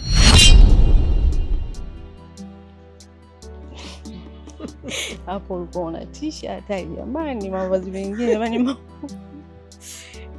Hizo ndo kijana. Habari za hapa? Salama tu baba. Shikamoo. Marahaba. Habari za mihangaikoni? Safi tu, kwema. Salama, karibu sana. Basi. Mume wangu ulisema unawahi kurudi, mbona umechelewa? Kweli nimechelewa. Ila nilikutana na rafiki yangu hapo ambaye tunafanya yote biashara. Sasa unajua sisi tukikutana tu basi hapo tunafungua kikao. Unajua sasa hivi material yamepanda sana bei. Kwa hiyo tulikuwa tunazungumza ni namna gani ya kupata material kwa bei nafuu. Kwa hiyo ndo alionichelewesha huyo. Vipi, mmeshakula gani? Rafiki, kuna mtu hata mwenye moyo kula. Chakula mbona achana nacho kidogo. Afu nimekumbuka. Jana wakati nipo kwenye safari zangu hivi, nikakutana na baba, lakini baba nilivyokuwa namwangalia, yani kukimbia akimbii, kukazana akazani, yani mtu ambaye haeleweki. Kwa hiyo nilivyomwona vile mimi kidogo nikapata wasiwasi, nikaanza kumfuatilia. Kwa hiyo nimemfuatilia, amefika mpaka nyumbani. Kufika nyumbani, baada ya pite mlangoni, nikaenda dirishani kwa Suna, nikamsikia anasema mimi nimekubali, nitaitoa. Nikajiuliza baba vipi? Baba nilivyomshtua, ameshtuka, yani mtu ambaye mwenye mfadhaiko mkubwa.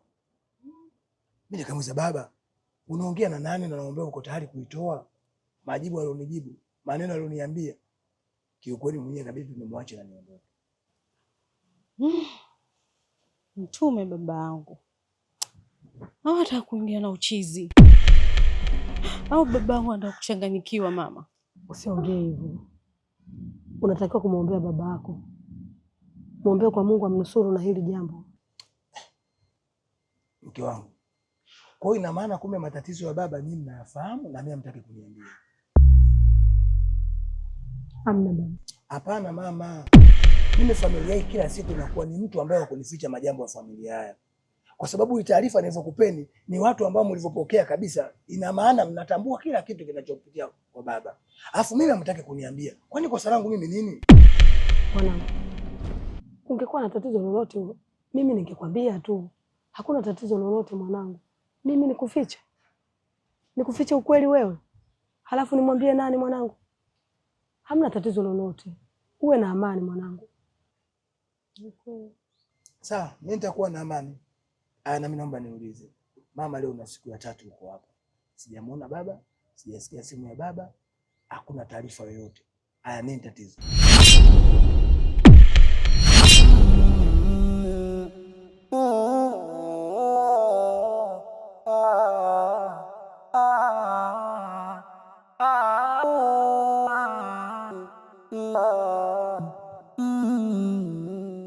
Tamu wa baba huo, tamu wa baba huo. Shehe, nimekuja shehe, mimi nina jambo langu ambalo nilikuwa naomba unisaidie. Jambo gani hilo mama?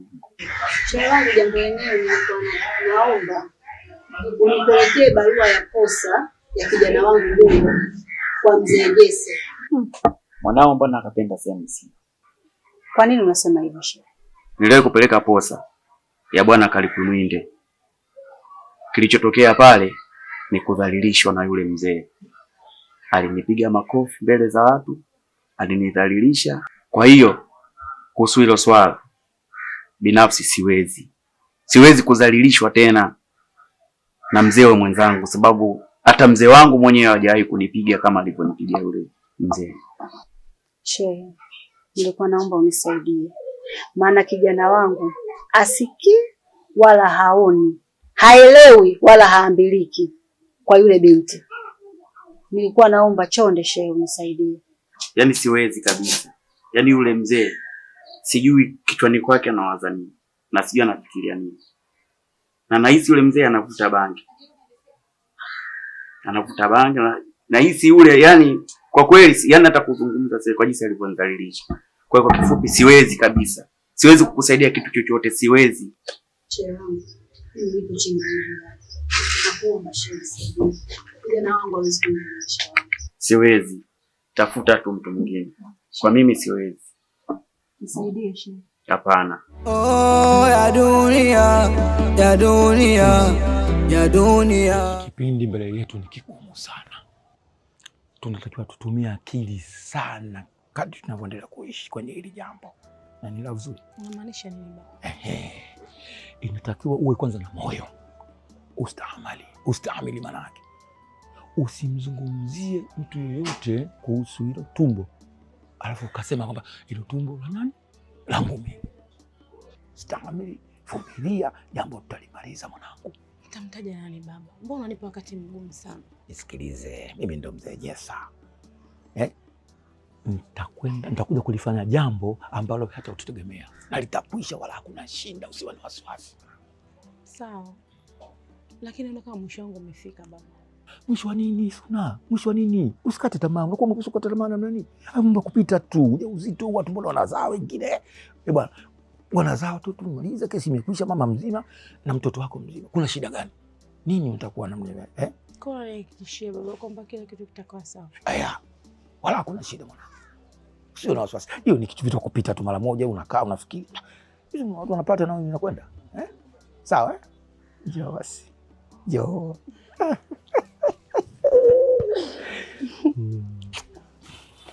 Malizika. Sawa baba.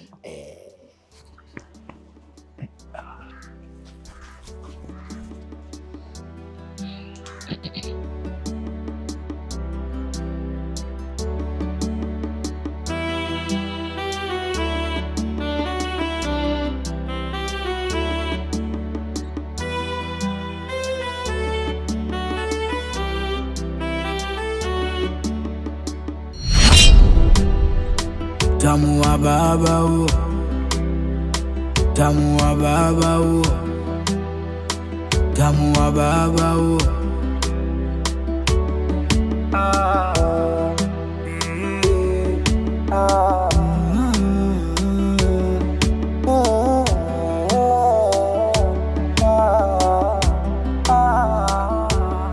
Vipi mama? Umefanikiwa mchezo mzee Jesse? Kijana wangu, swala limekuwa gumu, na hapa unavyoniona natoka kuonana na shehe kumkabidhi hili jukumu. Shehe naye amesemaje tena mama? Kijana wangu, swala hili limekuwa gumu kwa sababu hata shehe mwenyewe amekataa, na chanzo cha kukataa, alishawahi kupeleka barua kwa mzee Jesse, aliambulia matusi na vipigo, kwa hiyo hataki kabisa. Lakini mama, umeshindwa yani. Mama, kabisa umeshindwa kabisa kumshawishi mzee Jesse. Kwani mko umekata tamaa kabisa katika hili swala? Kijana wangu, nataka nifanye nini? Swala hili limekuwa gumu kwa sababu hakuna mshenga wa kike. Nafanyaje? Lakini mama, basi jaribu kufanya kitu na mimi moyo wangu upate kusuzika. Unajua jinsi gani ninavyompenda mimi yule mwanamke Suna. Hebu nisikilize. Huyu mwanamke ni nani kwenye nyumba yangu? Suna. Muda wote Suna. Suna kawa nane nyumbani kwangu. Ina maana wewe huwezi kuishi bila Suna? Ina maana wewe hakuna kazi zingine za kufanya zaidi ya Suna? Nimeshakwambia. Imeshindikana swala la Suna, acha hizi habari, angalia maisha mengine. Nimechoka. Nyumbani kwangu Suna. Suna nani? Mama, kama umeamua kuachana na jambo langu mimi la ndoa, jambo langu la msingi, basi nitajua mimi nafanya nini mama. Unafanya nini? Wa kibungo?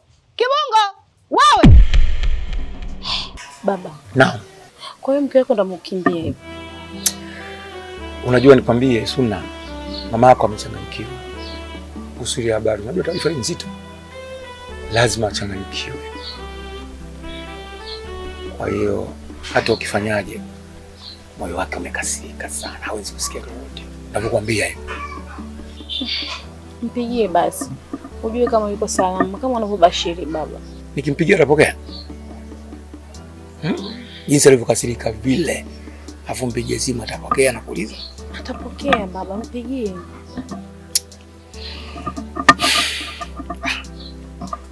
Nikutaka tu kujua kama yuko salama basi.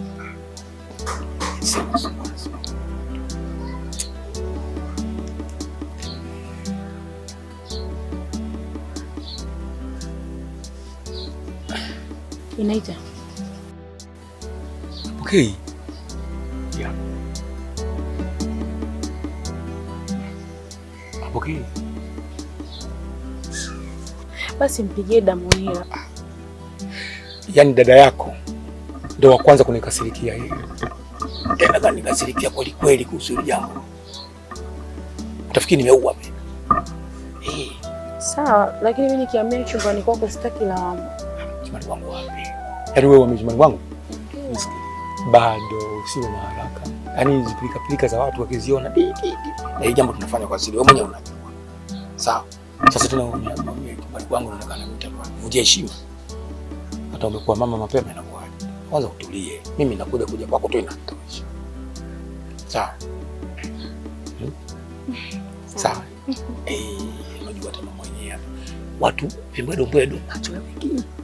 Wakiona tu tayari kuna waandishi wa habari wa kujitegemea huko. Tusifanye mchezo. Nimekuelewa baby daddy. Basi hamna shida. Ndio wafanya warudi baba. Maana mimi nishanogewa. Yanajikuta na muoneo hivi sana mama. Unajua baba, Mwache tu mama apige kelele kwa kweli. Wewe ni mtamu sana. Unasema? Wewe ni mtamu sana baba. Sijui kama na mimi ni mtamu kama wewe. Sana. Sio nimechanganywa. Tamu wa baba huo. Tamu wa baba huo.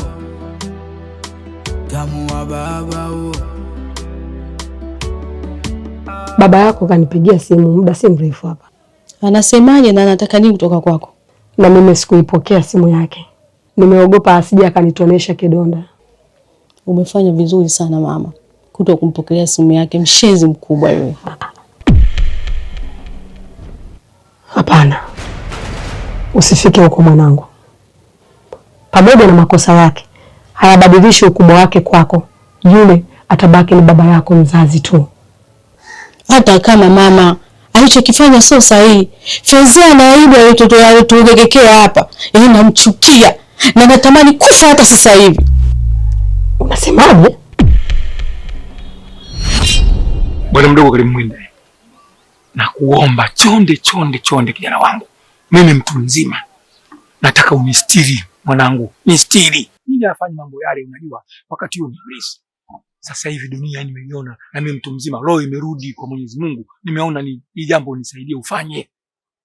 Unaona? Nataka umuoe binti yangu mwanangu. Wala hakuna shida, sina kinyongo wala nini.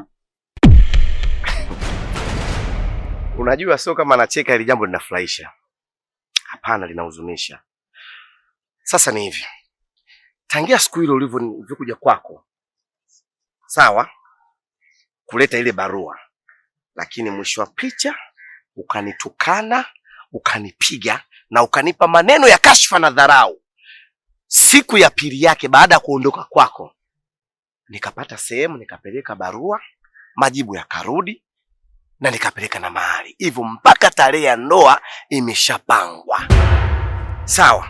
Kwa hiyo mimi sitoweza, labda utafute mtu mwingine. Yaani kiufupi umeshachelewa. Binti ujauzito baba akampatia, alafu anafosi mwanae eti kuolewa. Kuolewa. Na mimi kumiliki wake wawili siwezi. Mke wangu ndo yule natarajia kwenda kumuoa, ndio huyo. Full stop. Nisikilize. Mimi ni mtu mzima. Na ukiona mtu mzima analia ujue kuna majambo. Majambo ndo haya mwanangu. Nimeshakueleza ya tugange yajayo. Yaropita tena simbele. Mimi niko tayari bure na nitagalamia mimi habari zote za ndoa, nini nitagalamia mimi mwanangu, kila kitu, hakuna shida wala nini. Wewe njoo uchukue tu keo. Ya dunia, ya dunia, ya dunia. Nakuomba chonde. Nistiri mwanangu. Lakini haitokuwa busara. Kwa sababu nishapeleka barua. Nisharudishwa majibu, nishapeleka mpaka mahali. Imeshapangwa mpaka tarehe ya kwenda kuoa. Nihairishe mzee wangu? Sintonekana mimi sina busara na sina hekima. Na ntonekana mimi muuni. Hilo kwa hilo, mzee wangu utanisamehe. Nimeshakwambia. Mimi ndio nitatoa fedha kurudishia huko na kila kitu nitagaramia mwanangu. Usiende huko gairisha bana, gairisha ya nini? Mambo madogo tu gairisha. Pesa sinakupa mimi mwanangu. Uje unistiri baba. Kwani kuna nini? Kuna tatizo gani? Tena nitakupa chumba kikubwa tu. Chumba safi, kina TV, kina kochi, kuna makabati hapo. Yaani wewe nakukabidhi kama wewe. Tena ni wewe, si mkabidhi mwanangu, nakukabidhi wewe. Alikwambia mimi nalala nje nani? Wewe alikwambia mimi nalala nje nani? Alafu sikiza nikwambie. Wewe ndio mtu wa kwanza mimi kuja kwako kuleta barua. Lakini busara yako ukaona kunitukana, kunitusi, kunipiga na kunipa maneno ya kashfa na dharau. Kengine ukasisitiza kwamba mimi sina uwezo wa kumiliki binti yako na sina mahali ya kukupa wewe ukairidhia. Mimi ndiyo yule, nimebadilika kitu gani? Nini unachotaka kwangu? Nisikilize. Sitaweza kuja kwako tena kuja kuoa na siwezi kughairisha kule. Mimi nitaonekana mtu aina gani? Nitaonekana mimi mtu aina gani? Sitaonekana mtu ambaye sina akili, sina busara. Hilo kwangu siwezi kujishusha heshima yangu. Lazima nitaenda kuoa kule na siwezi kughairisha maamuzi yangu. Na huo ndio msimamo wangu. Sawa? tafuta mwanaume wa design hiyo mwingine, si mimi. Mimi msimamo wangu ni huo mmoja. Tarehe 29 na kwenda kuoa Chamazi. Lakini nakwambia mimi mtu mzima. Hapa kwa mtu kipande, una busara wewe. Watu wanatuma shenga binti kumwoa, yeye hataki. Watu wanahatimua, kumbe ana yake maovu anamfanyia. Kamgeuza mkewe binti alomza. Masaa na siku zikasogea, binti ujauzito baba akampatia, alafu anafosi mwanae eti kuolewa. Karibu. Asante sana. Kwa majina anaitwa Bungo Kilumbi. Mzee wangu, samani sana kwa sababu nilikuwa na maongezi na wewe nikaamua nije kwako, ila utanielea radhi kama nitakuwa nimekukosea. Wewe zungumza bwana. Kama liko ndani ya uwezo wangu nitakusaidia. Ongea. Asante sana mzee wangu. Yaani iko mimi nahitaji kumuoa mwanao. Na nimekuja hapa lengo na madhumuni kwa sababu namhitaji sana mwanao. Unasema? Nampenda sana binti yako Suna. Unasemaje? Mzee mimi nampenda mwanao. Rudia. Unataka kumuoa? Suna mwanao. Suna. Kweli. Kwa moyo wa dhati kabisa. Nahitaji niishi na mwanao. Kwa sababu namhitaji sana kwenye maisha yangu na nampenda sana na naahidi nitamtunza mwanao.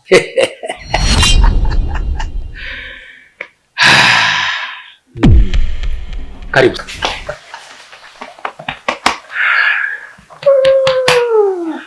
Karibu sana kijana. Shukrani. Karibu. Usiwe na wasiwasi na umefika. Na mke umepata. Shukrani sana mzee wangu. Asante sana. Asante sana. Maana nilikuwa nawaza sana ile swala. Kama mwenye bwana nifike kwako. Ndio. Kama hilo basi mimi nashukuru sana. Nienda kujitayarisha. Sawa, basi shukrani sana. Shukrani sana. Sawa.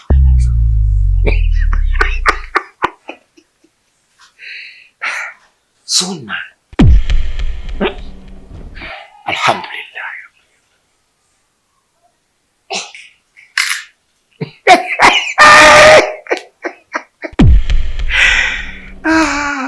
Mbuzi kapata soko. Unajua Niko, kuna wazee wengine wapuuzi sana. Kwa nini wapuuzi? Sawa. Unamkumbuka yule mzee Jesa? Mzee Jesa nafahamu. Mimi pale nilituma mshenga. Ndio. Kamtuma mshenga kapeleka barua. Lakini cha kushangaza mshenga alimpa maneno ya kashfa, akatukanika na makofi juu. Kwa mzee alikataa kabisa binti yake mimi nifanyaje? Nisimuoe. Mimi baada kuletea majibu yale mshenga sikuridhika. Ikabidi nitafute mwenye mzee. Bahati nzuri nikakutana naye. Baada ya kukutana naye nikaanza kumpa lile dhumuni langu. Lakini cha kushangaza akanipa majibu yale. Akanitusi, akanipiga makofi na dharau juu. Sijui umenielewa vizuri. Lakini cha kushangaza sasa, baada hapo yeye yule mzee mwenyewe akanitafuta jana. Akaanza kuniambia, kijana wangu, yalopita tusameane, yaishe, sijui kufanyaje, naomba uje kumuoa binti yangu. Mahali juu yangu na chumba nitakupa. Hivi unaweza kujua mzee yuko timamu kweli wewe? Unataka kuniambia mzee Jesa yeye ndo alikuja kwako kufuata na kuambia kwamba ataka umuoe binti yake? Jana. Ndugu yangu. Kula. Tena bomu hili ukija kulitafsiri ni changamoto kwako. Manake yeye kama alifanya mara ya kwanza hivyo, vipi sasa hivi amewaza nini? Ndio. Changanua hili. Yaani mimi mwenyewe nashangaa. Yaani tena nashangaa kwa sababu gani? Iweje mara ya kwanza nikatalie? Leo kiwepesi. Kweli hapa kuna kitu. Baba yako kanipigia simu. Anasemaje na anataka nini kutoka kwako? Na mimi sikuipokea simu yake. Nimeogopa asije akanitonesha kidonda. Umefanya vizuri sana mama, kuto kumpokelea simu yake, mshenzi mkubwa yule. Hapana. Usifike huko mwanangu. Pamoja na makosa yake, hayabadilishi ukubwa wake kwako. yule atabaki ni baba yako mzazi tu. Hata kama mama alichokifanya sio sahihi, fezea na aibu alitugekekea hapa, yaani namchukia na natamani kufa hata sasa hivi. Unasemaje? Baba anatembea na mtoto tamwa baba, ila kukicha changamoto tamwa baba, duniani havishi vituko tamwa baba.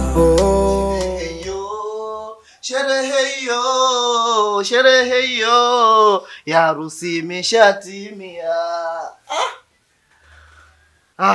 Mama, kila jambo la heri mamangu linaenda kwa heri. Kwa nini unasema? Mama, huwezi amini nimetoka kwa mzee Jessa kuongea naye sasa hivi. We mtoto, umetoka kuongea na mzee Jessa nyumbani kwake? Mama, mzee Jessa amekubali nimuue Suna. Hata hivyo ameniambia nije kujiandaa na ndoa.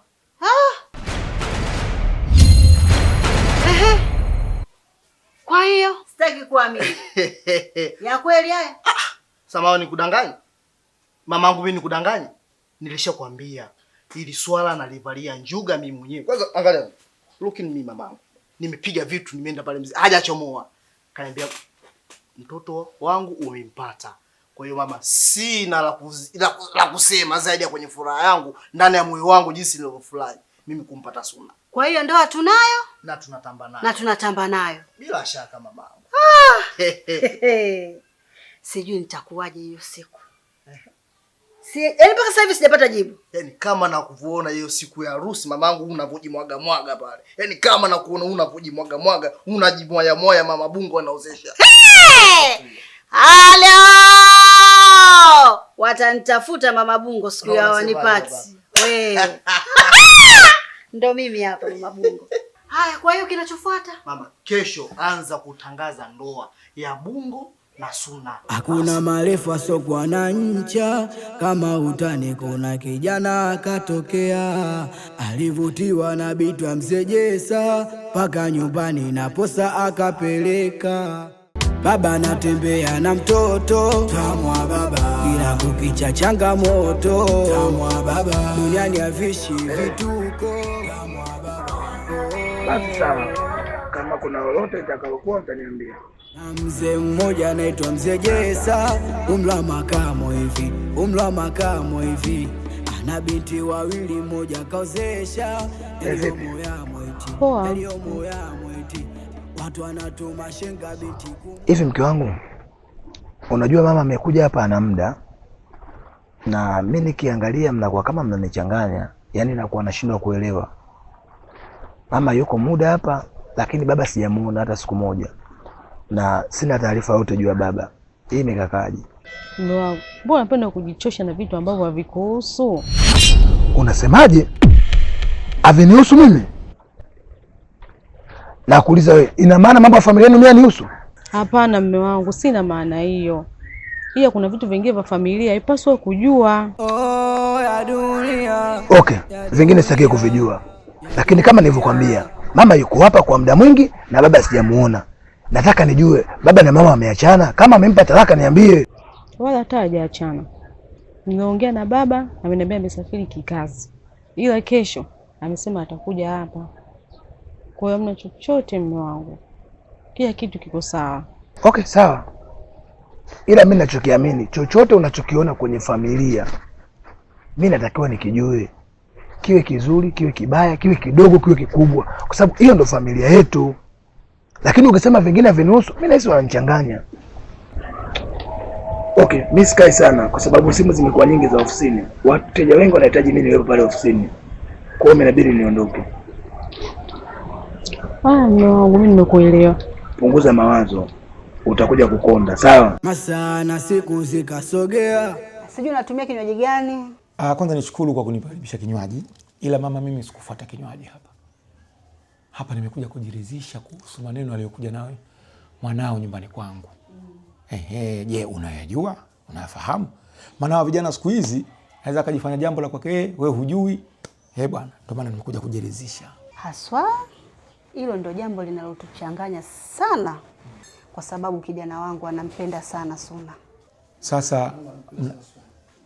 Sasa una mpango gani kuhusu jambo hilo? Kesho tu tunatangaza shughuli ya vijana wetu. Mimi kwanza nishukuru sana na nikupongeze sana. Unajua mambo ya Mwenyezi Mungu haya hasa ndoa yatakuwa yafanywa haraka. Na ukizingatia mtaa wetu una wanafiki wacha.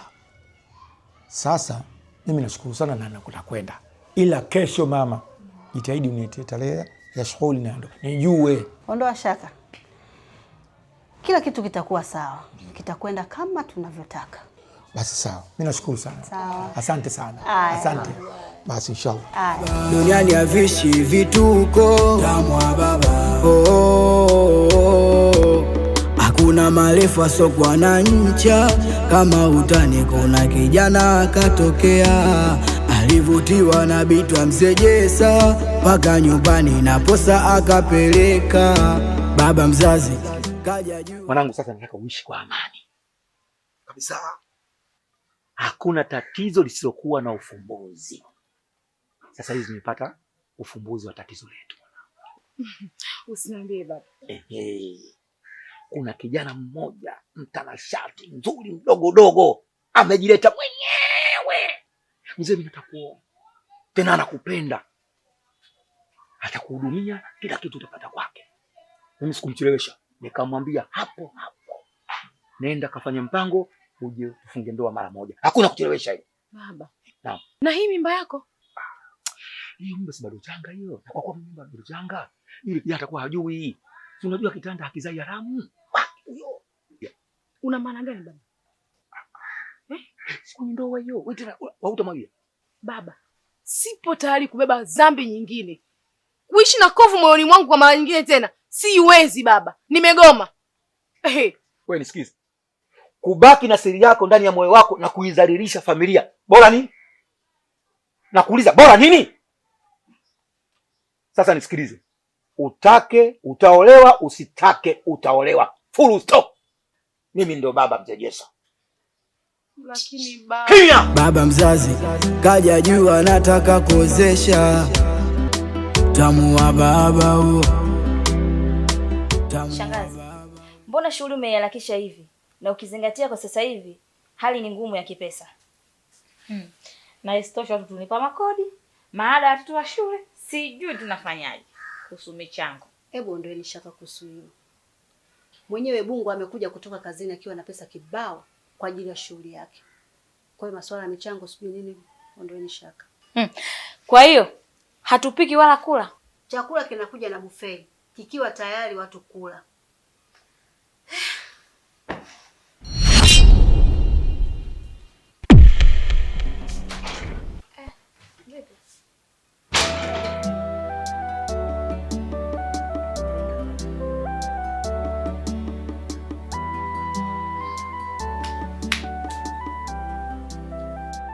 Munira, kuna taarifa njema. Njema?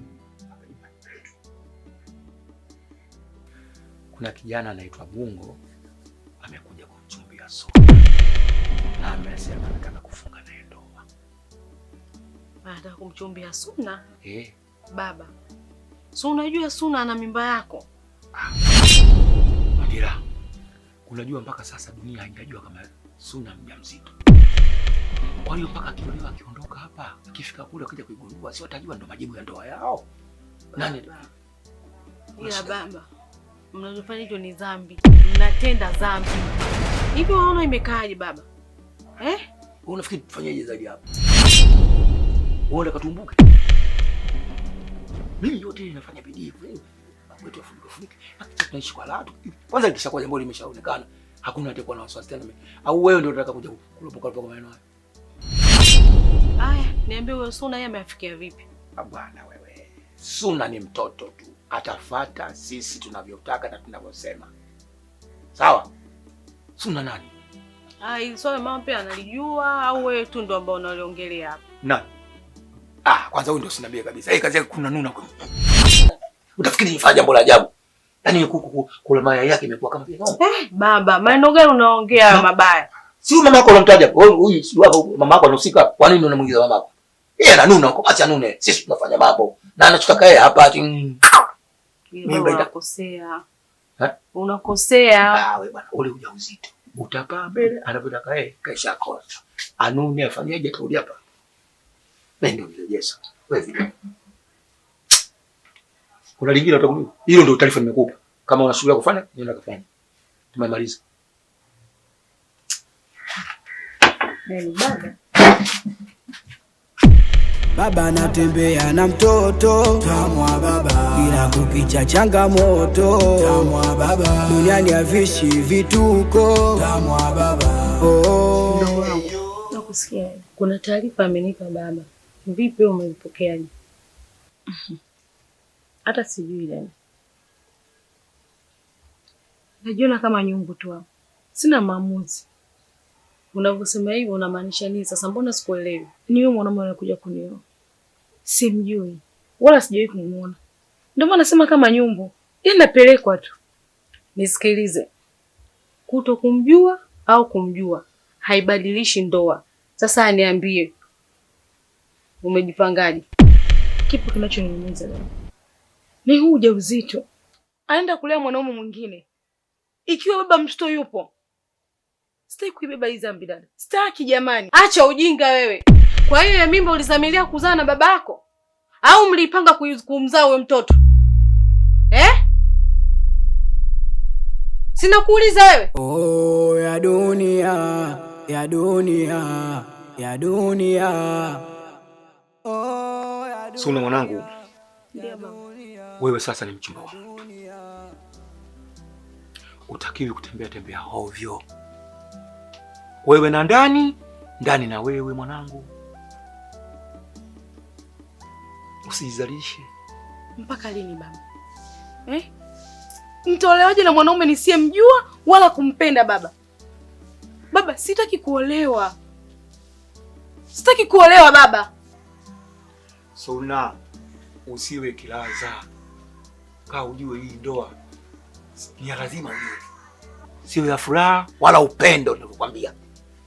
Hii ndoa ni ya kutunza utu wetu na kulinda heshima yetu. Kaa ukijua hilo mwanangu. Baba, umtafute mtu mwingine. Mungu baba. Lakini Suna. Suna.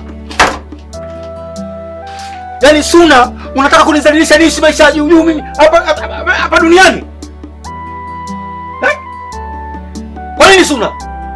Nitaishi vipi duniani? Unataka kunizalilisha mwanangu? Unanichimbia kaburi bado niko hai?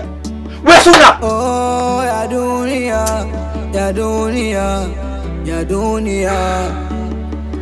Baba anatembea na mtoto tamwa baba, ila kukicha changamoto tamwa baba, duniani havishi vituko tamwa baba. Oh, kuna mzee mmoja anaitwa Mzee Jesa, umri wa makamo hivi, ana binti wawili, mmoja kaozesha, yaliyomo yamo eti, watu wanatuma shenga binti kumoa, yeye hataki, watu anatimua, kumbe ana yake maovu anamfanyia, kamgeuza mkewe binti alomza. Masaa na siku zikasogea, binti ujauzito baba akampatia, alafu anafosi mwanaye eti kuolewa. Oh, kuolewa. Maana huko hatujui hata hali ya baba inaendeleaje. Nalijua hilo mwanangu. Hata mimi mwenyewe usiku sijalala kabisa.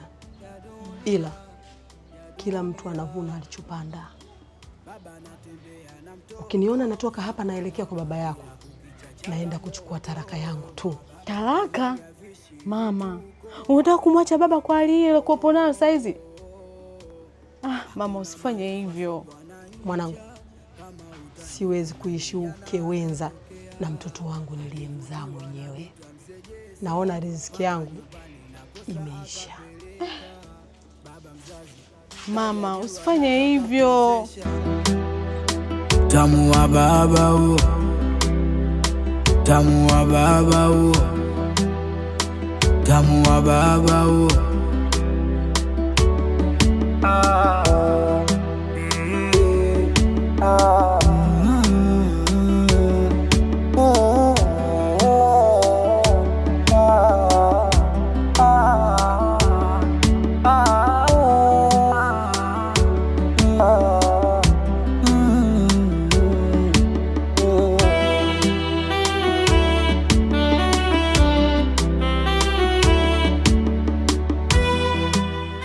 Karibu mke wangu. Karibu. Ngoja nikuchukulie kiti. Sitaki kiti. Kwa nini mke wangu? Hapa nyumbani kwako tena kaa chini. Nikupe kitu kaa chini.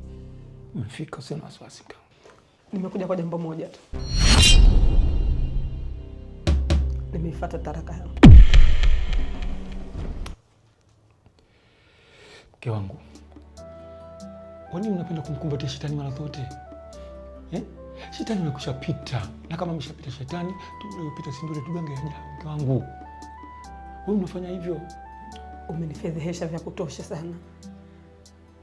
Ulichonifanyia sitakaa nikisahau maishani mwangu. Kama kwako shetani amepita, kwangu yuko sebuleni na kunywa maji. Naomba talaka yangu. Mke wangu, chonde chonde, niko chini ya miguu yako. Wewe ndo mke wangu na wewe ndo wakunistiri. Kunifichia hii siri nisiumbuke kwa watu. Nani wakunistiri zaidi ya wewe mke wangu? Namuomba Mungu yako. Uwe na imani, unistiri mke wangu.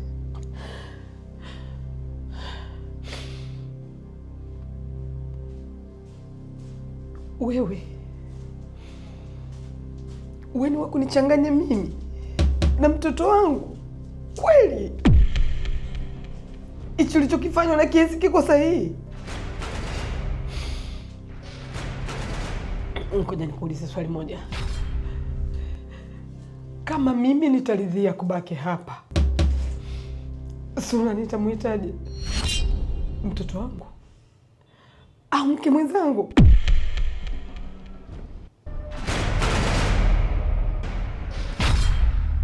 Tamu wa baba huo, tamu wa baba huo, tamu wa baba huo. Naam. Kwani mimi nakuwa nakosea nini kwenye familia yako?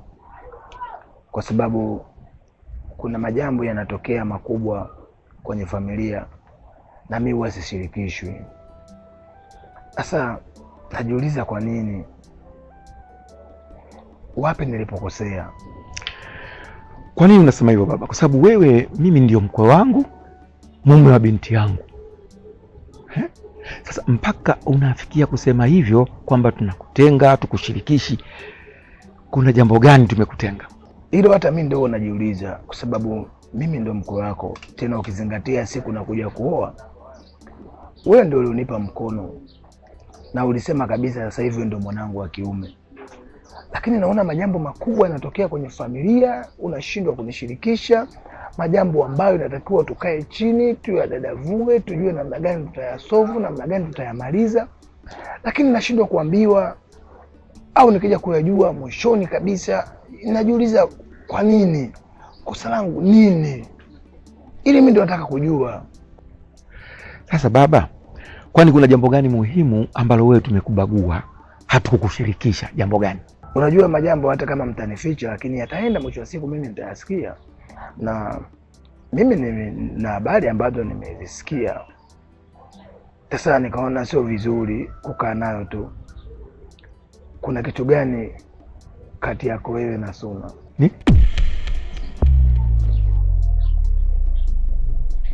Nimeambiwa kila kitu. Kuna kitu gani kati yako wewe na Suna? Wewe umesikia nini? Kuna kitu umesikia? Nani alikwambia? Au kuna watu wamekwambia? Niambie mimi mwana mwenzio. Tunastiliana mimi na wewe. Kuna jambo umesikia?